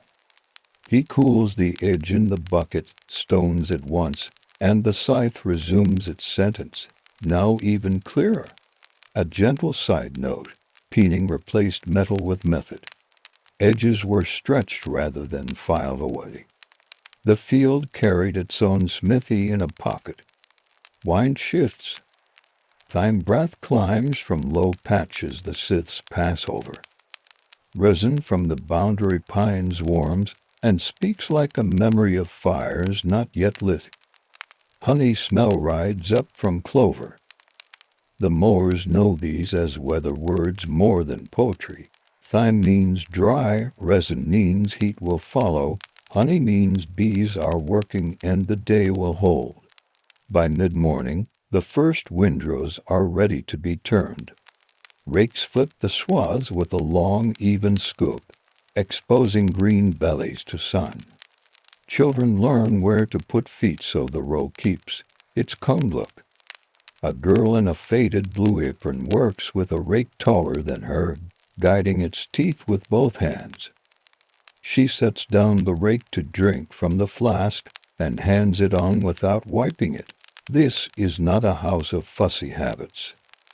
The cork returns with a twist that means thank you more than words. At the far edge, someone builds the first small haycock's knees of hay meant to keep off soil if a shower misbehaves. He twists handfuls into a rope and rings the pile with it, a soft belt that tells when to be a gentleman.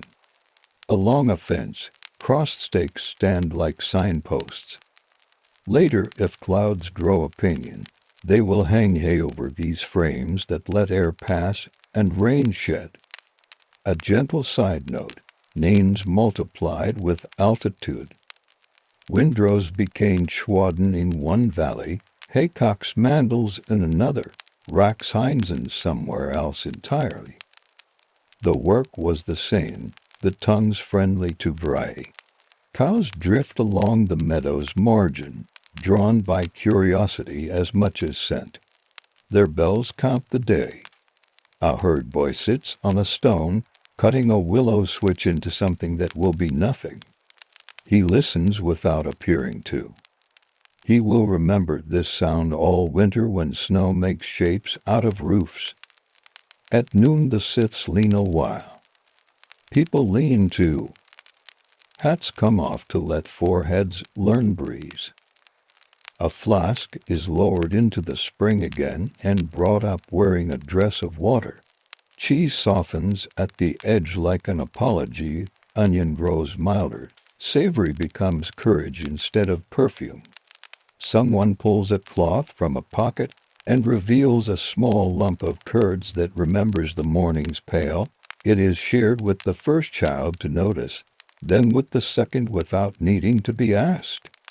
The cat from the farmhouse who owns no field but knows time arrives and receives nothing, but looks pleased to have been asked by the air. After rest, work resumes at a slower hum. The sun has turned from inquiry to instruction. Blades keep close, steps lengthen to suit. Windrows are trimmed at their edges to make clean lines that will be easy to gather into ropes of hay for stacking. A woman checks the sky toward the west ridge. Fine threads mean no haste. A hawk draws a straight thought from one mountain to the next. A gentle side note, much of hay's safety was in timing. Cut too early and stalks sulked. Cut after seed and flavor left. Rain made memory costly. Whole seasons sat inside a single week in June or July, and whole winters inside that week's decisions. By late afternoon the meadow has changed color. Green is now a map of gold and olive. Underfoot, stalks crackle. When the rake teeth lift a swath, grass lets go like paper torn politely. A child finds a feather and slides it into a hatband, and the hat pretends it is a bird. Someone sets a wooden rake against the wall with its teeth up, a small ritual that keeps teeth from learning to warp. The little anvil goes back into its stump for one more tick at the blade's heel. Stones visit edges. Cowbells rearrange their opinions. At the field's top, a laddered cart waits with its team under beech. The cart's ribs make rooms for armfuls. A fork leans there to wooden tines polished by old hay. Not yet. Only when the sun thinks about touching the ridge will stacking begin. For now, hay must breathe where it lies, turning itself from wet story to dry one 1 hour at a time. Evening, still a rumor, sends a small wind down the slope. It lifts edges of straw the way a reader lifts the corner of a page. Hats go back on heads, brims angled for the lower light. A lark finishes a thought and lands. The spring whispers more quietly as air cools. The meadow, worked and pleased, lies like a cloth that will fold well. We stand a moment and let the smells assemble. Honey and resin, wool and stone, crushed clover and iron from the peened edge that still keeps a little heat.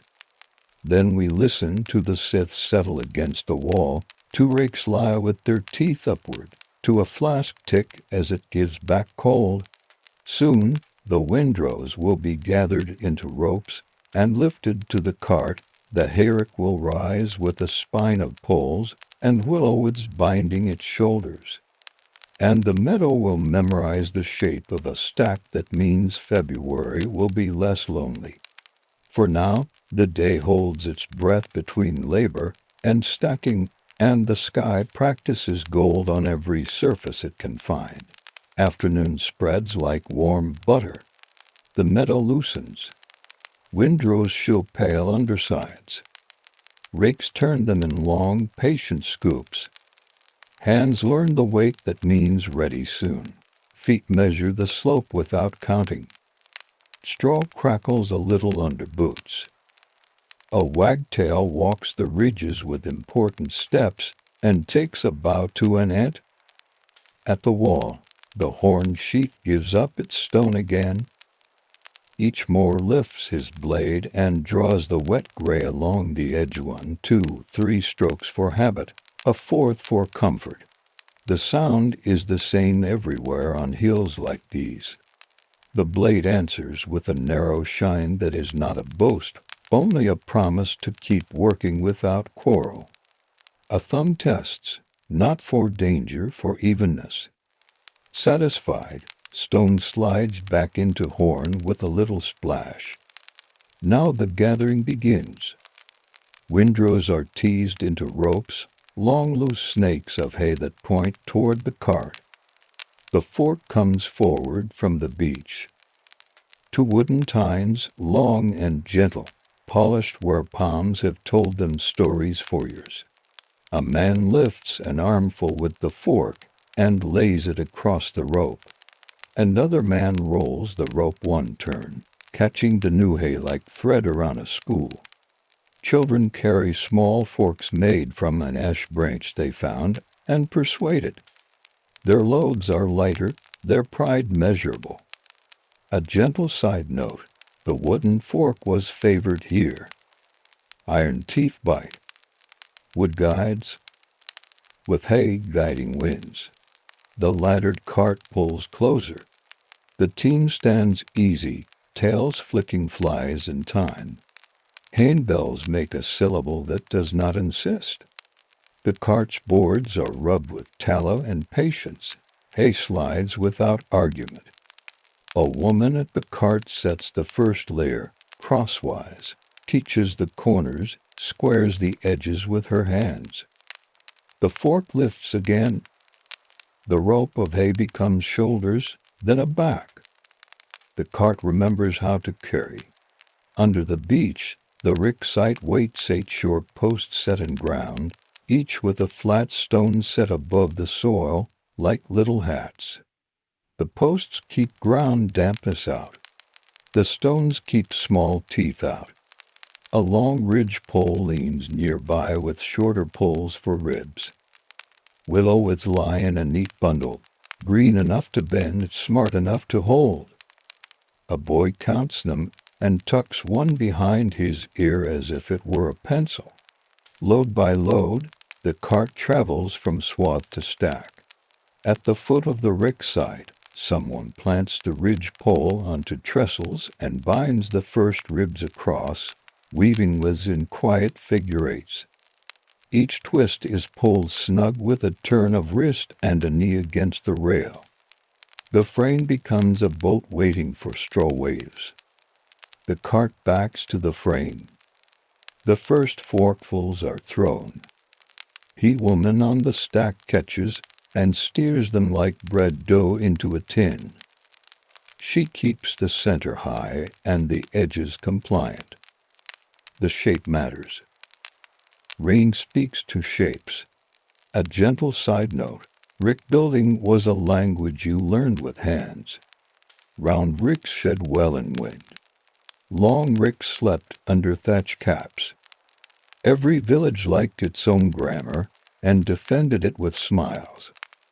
Elsewhere in the field, haycocks rise like small kneeling figures.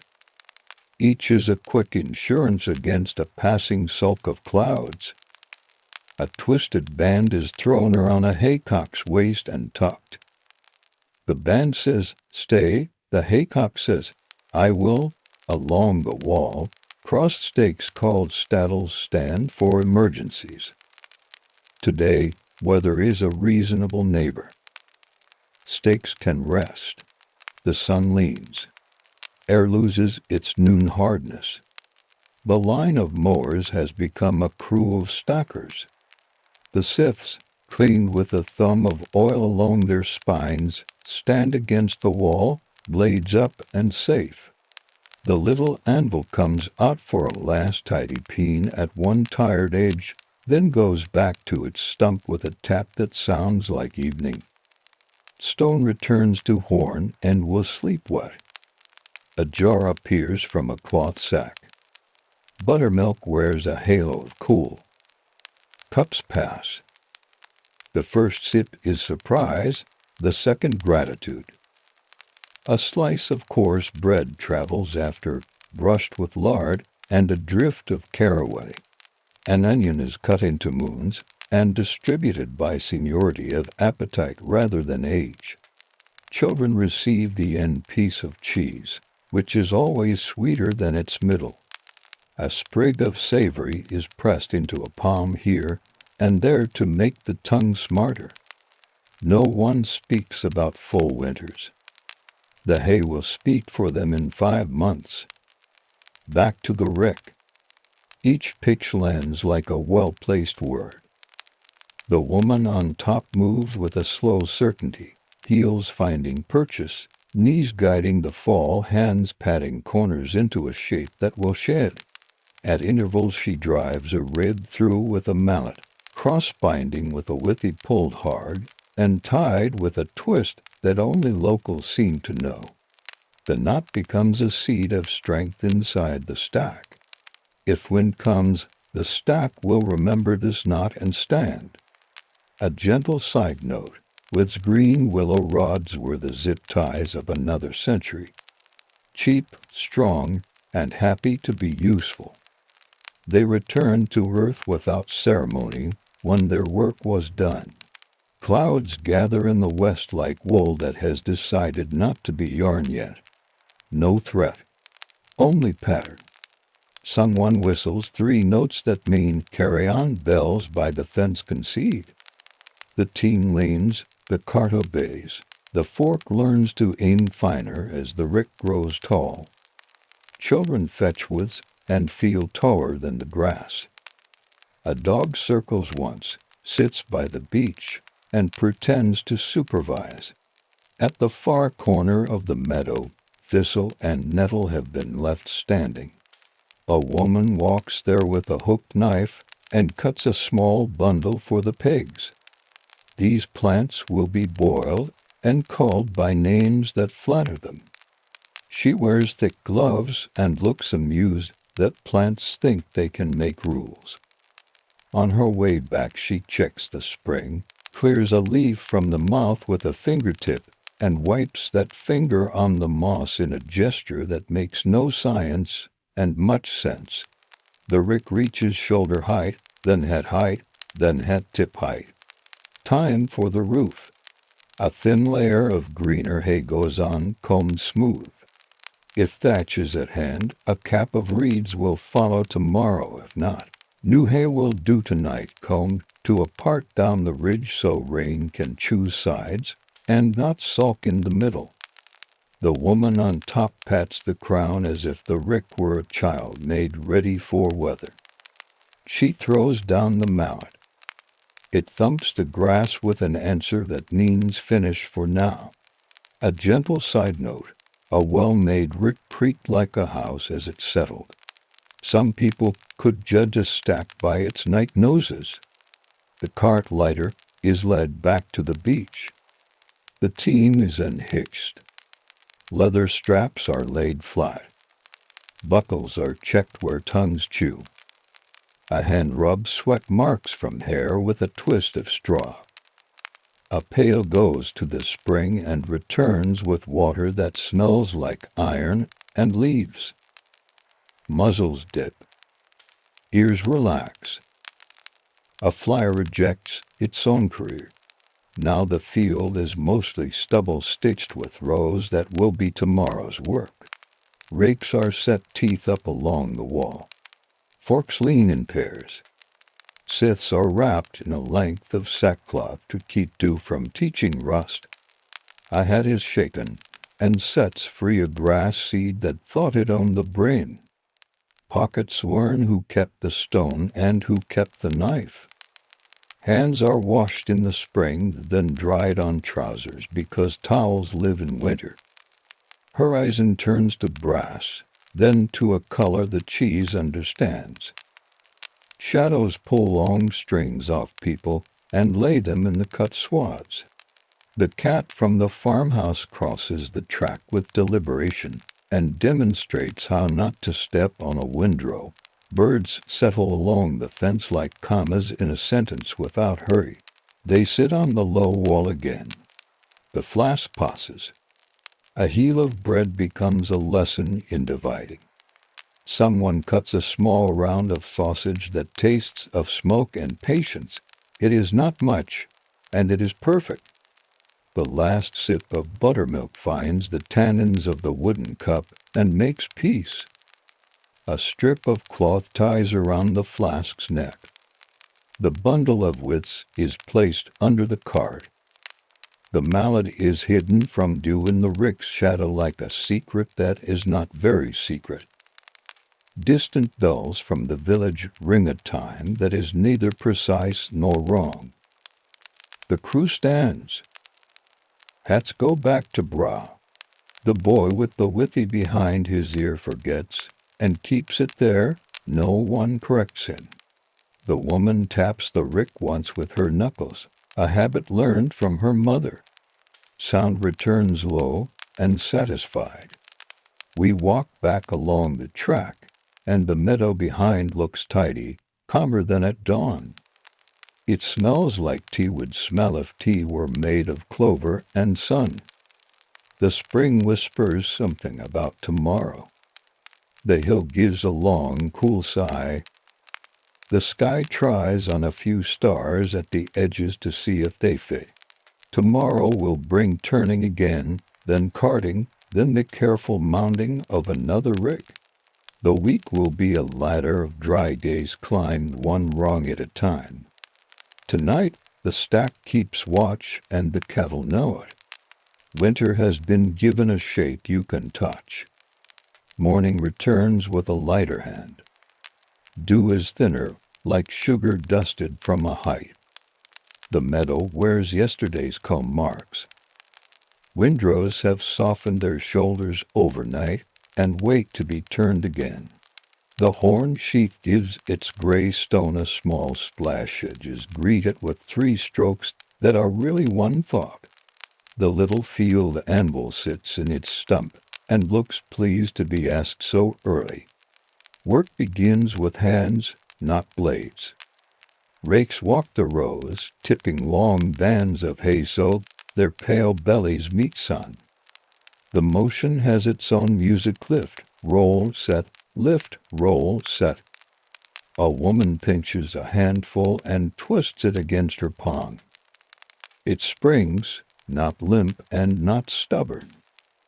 Soon, she says to the air, and the air agrees by moving just enough to be useful. A gentle side note, people tested hay by feel and sound. Dry hay squeaked a little at the twist, wet hay stayed quiet and heavy. No instrument measured this. Palms and ears did. Scythes speak only where edges want tidying.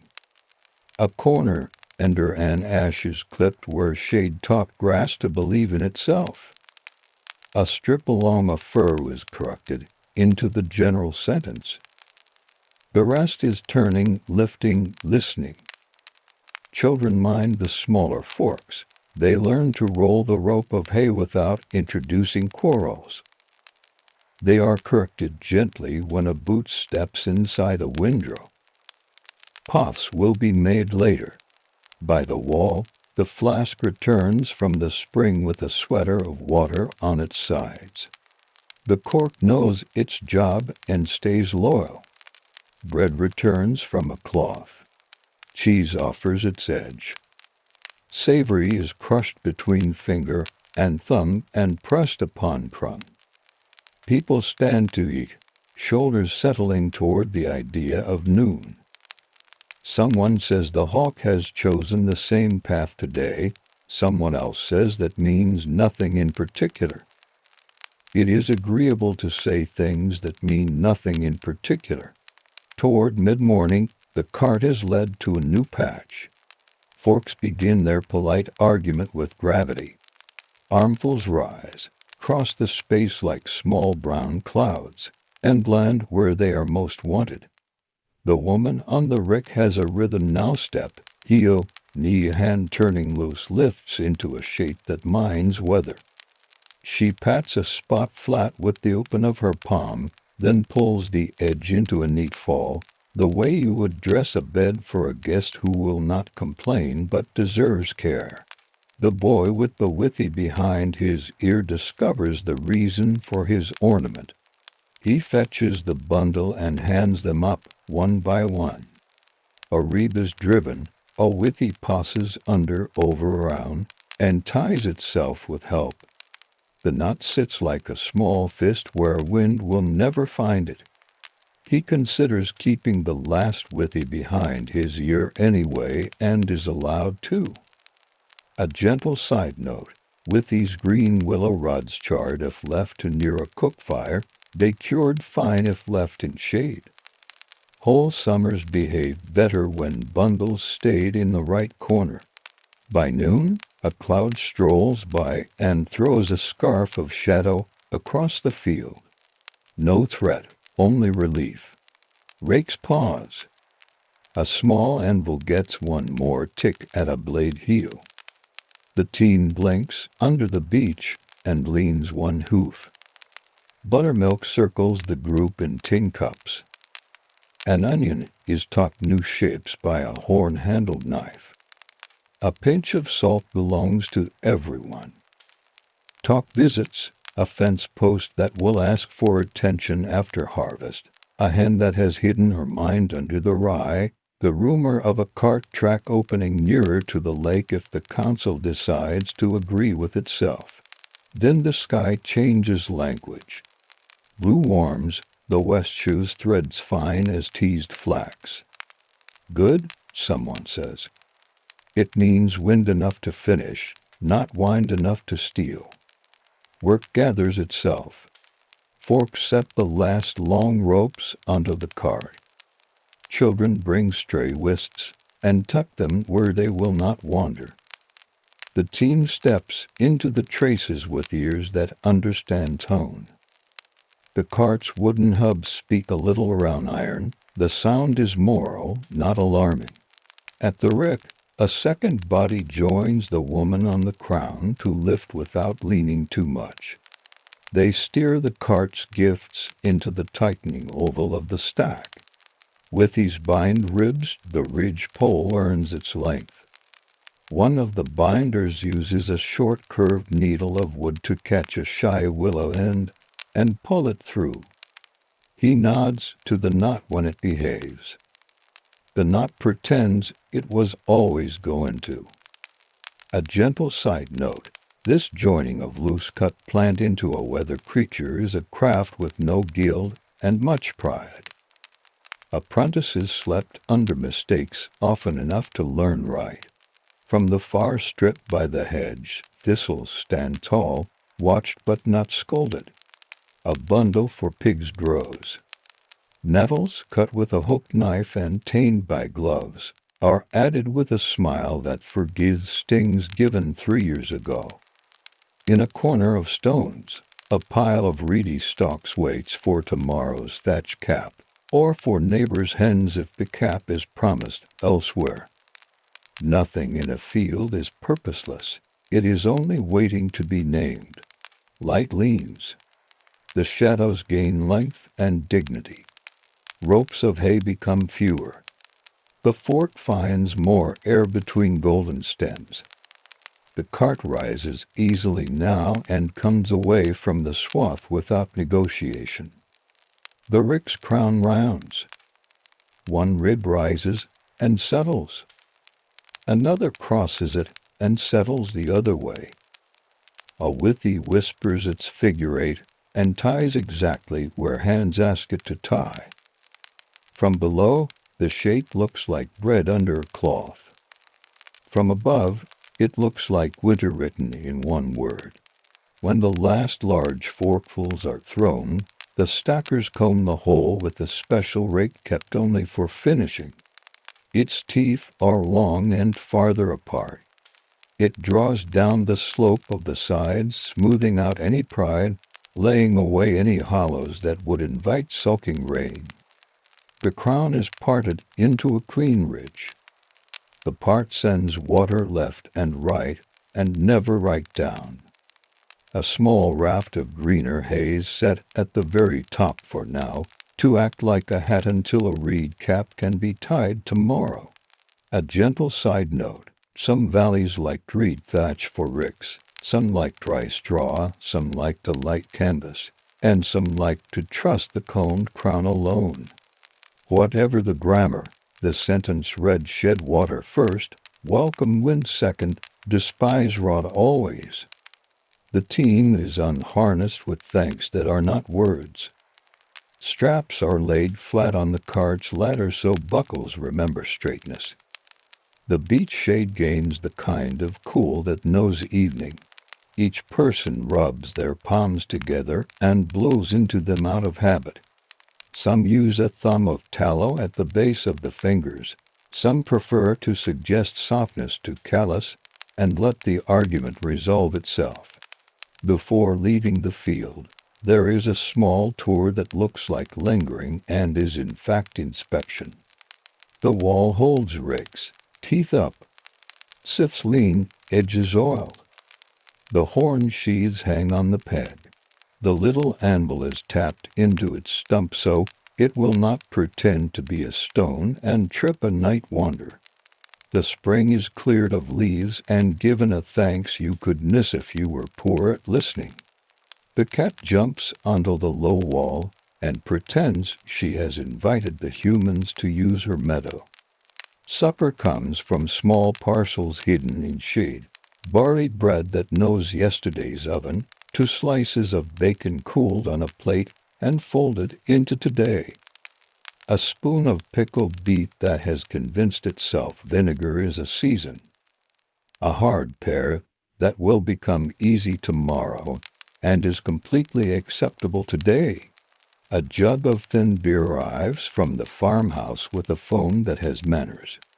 Each cup holds just enough to rise and fall with a chest. Then a last task. The path between rick and wall is raked for comfort. Loose straws are gathered into a little hedge against the rick's base where they will keep both foot and damp from quarreling with the stack. The mallet is slid under that hedge with its handle toward morning. The fork is leaned into the rick's shadow to remind the field it is not yet finished with stories. They walk home into conversations that do not need words, feet against packed earth, and bells near the hedge line counting cows into good behavior. The first star over the ridge is exactly where it should be, which pleases no one and comforts everyone. The air carries wool, crushed clover, and that iron whisper that lives inside tools.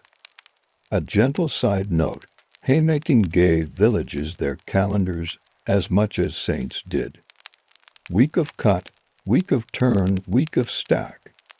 If the rhythm held, people remembered to be reasonable with one another in January.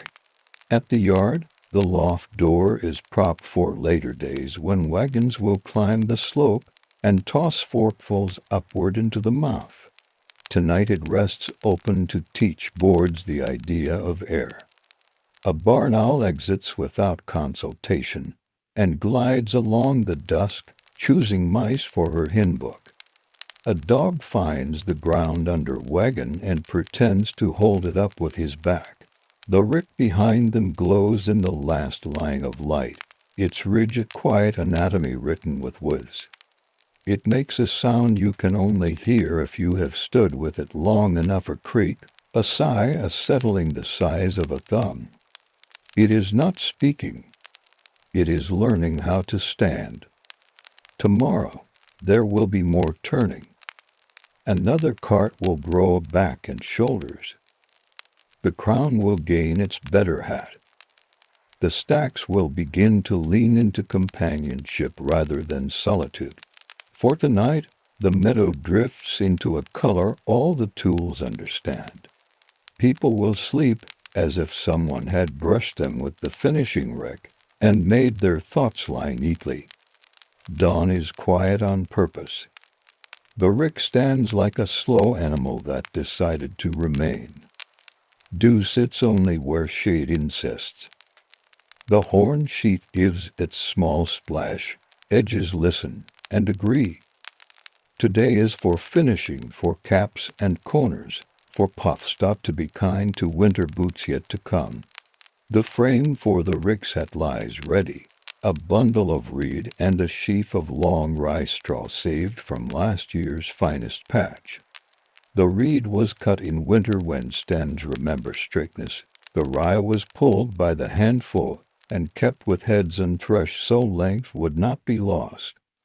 Both have been kept dry enough to think well of their duty. A man lifts the reed, another the straw, and the woman on the crown kneels in the middle, her knees making two small honest dents that will vanish when work is done. They begin at the lee side. Reed is laid like hair, but thicker, in courses that overlap by half a hand. The binder passes up a handful of withies, green enough to tie without cracking. A short wooden needle curved and smooth, with an eye bored through carries each withy down under on a rib, then back.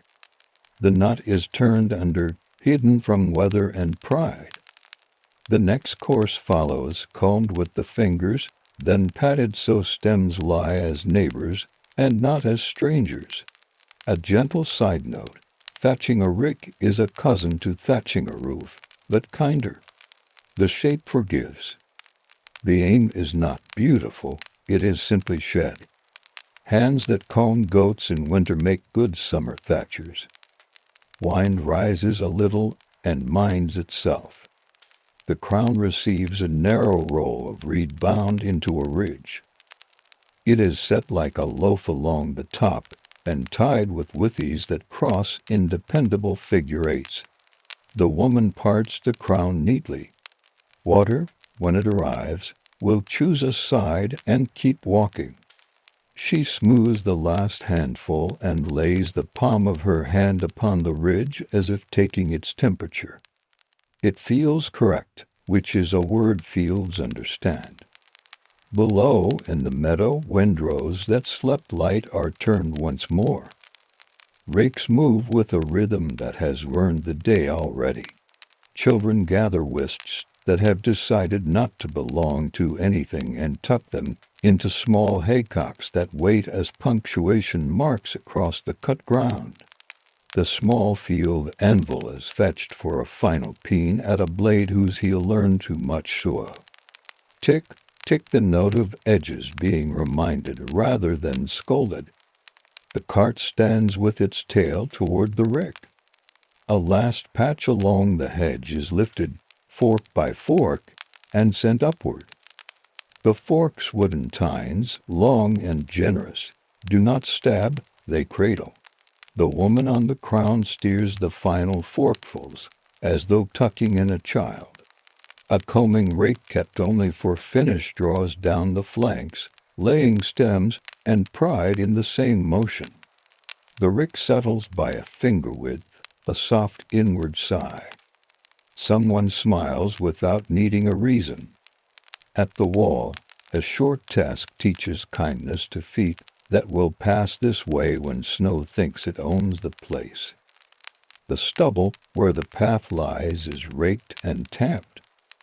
Loose straw is gathered against the rick's base, making a hem that keeps damp away and boots steady. A flat stone is slid under the Malay's head, the handle pointing outward so morning will not fumble.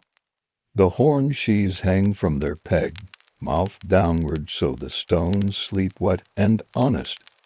Breakfast belongs to elbows propped on the low wall, bread with bacon folded into it like a secret remembered, a slice of cold barley tart, a piece of cheese that has warmed into friendliness. The sprig of savory pressed between thumb and loaf so the tongue learns alertness without hurry. The flask returns, wearing its coat of water drops. A child cups both hands around it as though holding a bird, drinks, and passes it without being told. A gentle side note, heydays paid in food as much as coin. Meals were calendars. Salt and fat were also contracts. A good loaf held a promise stronger than signatures. After food, the loft asks for a visit. The barn door upstairs, propped yesterday, yawns wider. A sling of rope hangs from a beam with a simple block-hand tackle that knows the weight of a forkful. Today only a sample goes in to scent the timbers and teach the mole what is coming. The fork lifts, the rope learns its old path, the block makes a wooden murmur that is not complaint.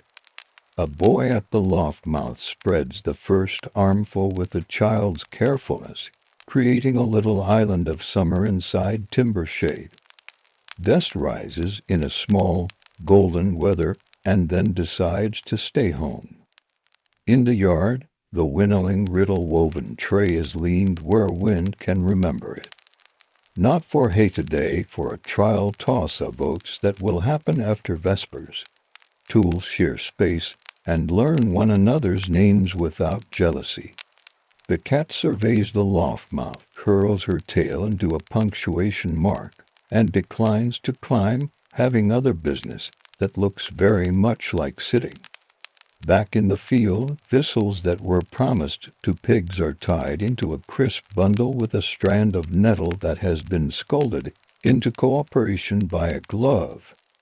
A small heap of reed offcuts is set aside to start tomorrow's cook fire. Reed makes a polite flame that does not argue with kettles. The spring's lip is cleared again by reflex. A leaf that has forgotten manners is removed with a fingertip, and the fingertip is rinsed on moss as payment in a currency everyone understands. Clouds appear, the agreeable kind high-ribbed, moving with purpose, but not threat. The ridge cap on the rick throws a narrow shadow like an eyebrow. In the distance a bell speaks a number that feels right. The team is led to the trough, muzzles dip, water balances. Leather that held sweat is wiped with a twist of straw, not to cleanse, but to keep straps from learning stiffness. Buckles are checked in a way that prevents stories later. A gentle side note, prevention is the branch of craft that requires the least talk and earns the best sleep. The finishing tour begins. Each haycock is pinched, turned once, and left. The edges of the field are walked, and any laid grass that pretends to belong to tomorrow is invited inward. The little anvil is lifted from its stump and set under the where tools sleep. Scythes are rubbed with a trace of oil flaxseed or a saved cooking drop so edges remember kindness overnight. The horn sheaths are filled from the spring, stones dropped back with their small faithful plop. On the rick, the crown receives its last combing. A length of twisted straw sways, call them ties across the region to places, a belt that persuades pride to behave in wind. The withies are pressed once with palms to tighten as they dry. The woman who has been standing on the crown stands up fully and looks from ridge to ridge, meadow to meadow, as if counting roofs that will thank this stack when days shorten.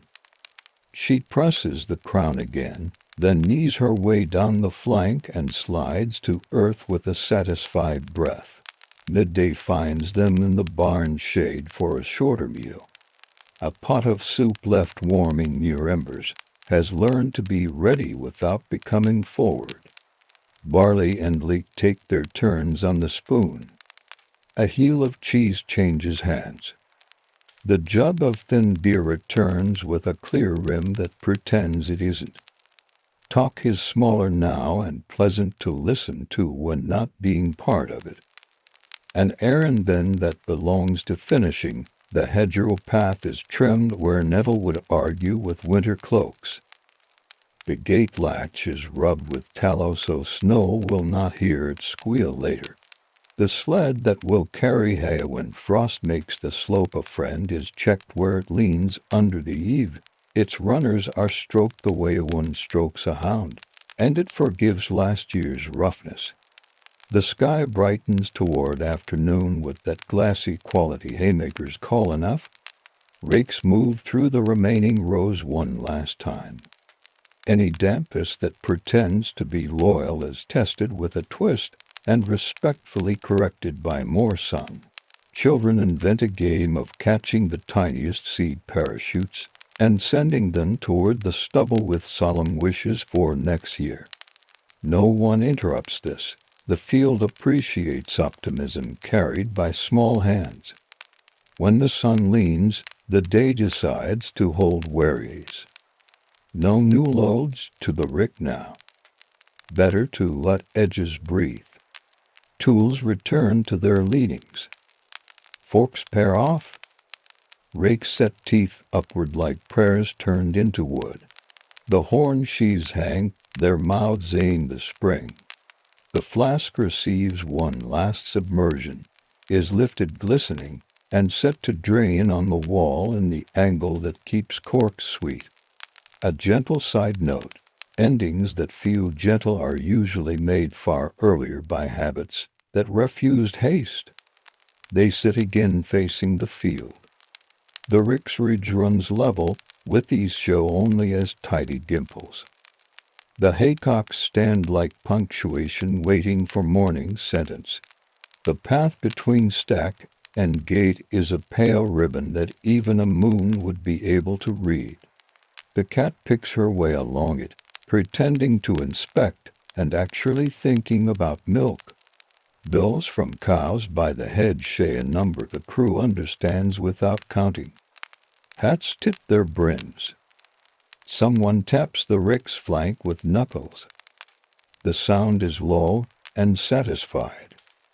Winter has gained a room. They rise.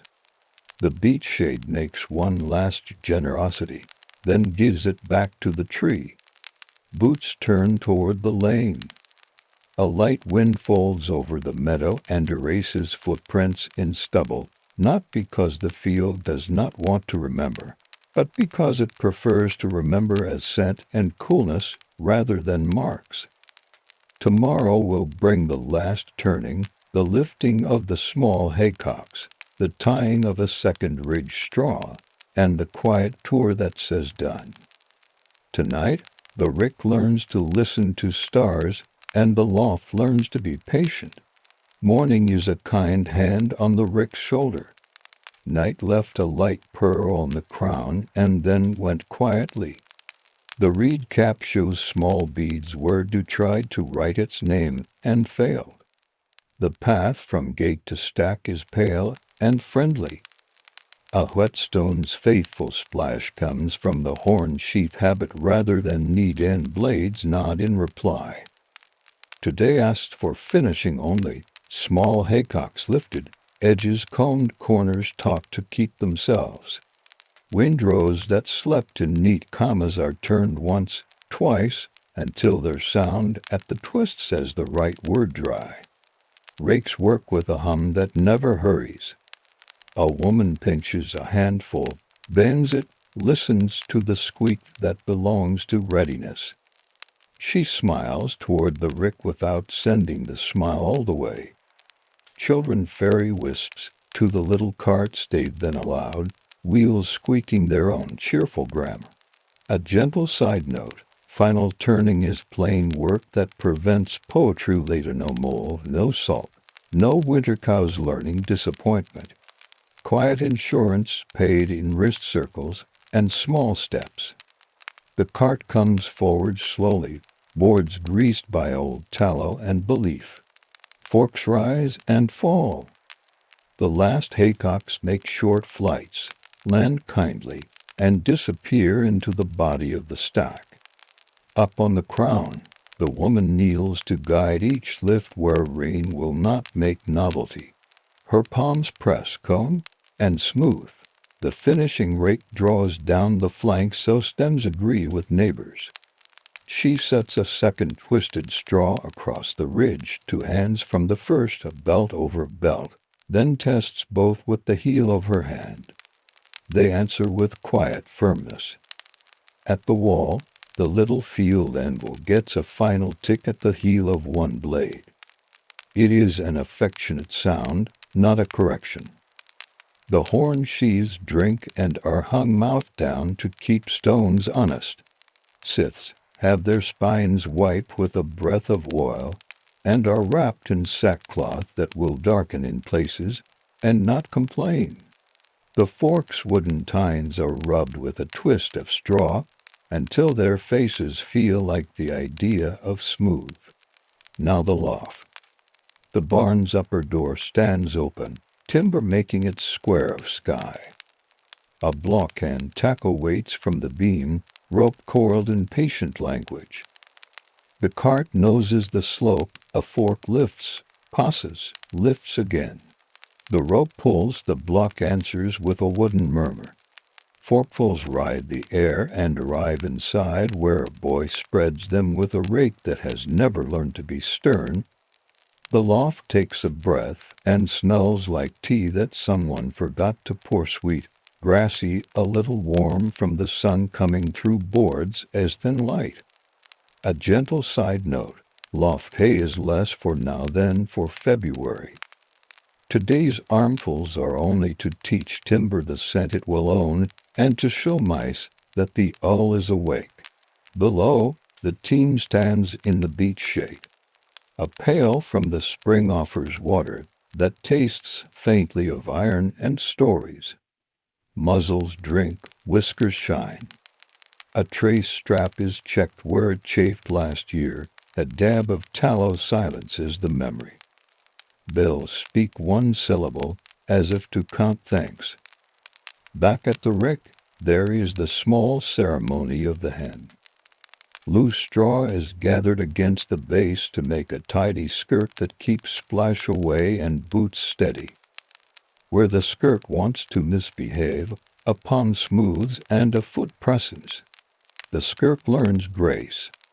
A flat stone is slid beneath the Malay's head, its handle pointing outward like a polite invitation to tomorrow. A bundle of withies is tucked into the eave, because spare promises are good promises. Breakfast is brief and decent, barley bread that accepts fresh butter as counsel, a spoon of plum jam that pretends sugar is sunlight, a slice of cured pork that has been folded like a letter and opened again, a wedge of cheese that announces itself calmly. The flask comes from the spring wearing a garment of drops, hands cup it naturally. Children drink, grown-ups drink. The flask goes back with the contented sound of purpose met. Then the tour that means done. The far edges are walked. Nothing green stands where it shouldn't. A thistle patch, spared for pigs, is tied with nettle and set under the cart for later. The spring's lip is brushed with 2 fingers. The gate latch is stroked with tallow and exercised twice so winter will not have a reason to gossip. The sled under the eave, a quiet promise of frost days as its runners wipe with a cloth until dullness becomes readiness. On the crown, the woman gives the ridge one more comb with the long tooth rake and then lays the rake along the rick like a measuring stick and lifts it away satisfied. She taps the crown with her knuckles. The sound is low and whole. A man below answers by tapping the flank. Another whole note. The stack has learned its body. A gentle side note, some judged a rick by air. A hollow sound meant pride or hurry. A full sound meant February would taste of grass, not annick. Tools go to their leanings. Rakes stand teeth up. Forks pair in couples. Scythes lean blade sheathed. Horns hang with their mouths down. The little anvil leaves its stump and is tucked under the eave where rain cannot convince it to be iron too soon. The withy bundle is counted and a spare set aside for a neighbor. The cats tour the base, approve the skirt, and choose a sun-warmed stone for further contributions to oversight. Midday has the courtesy to pass without invention. A pot at home waits with soup, a crust waits to follow, the long afternoon waits to be nothing special. Before leaving, they set a narrow path with the flat of a rake from gate to rick, a ribbon even a moon would be able to read. The last fork is leaned in the rick's shade, the Malay's handle faces morning, the beach keeps its breath for those who will pass here later with empty thoughts and full cups. Homeward, the field feels larger because it is finished.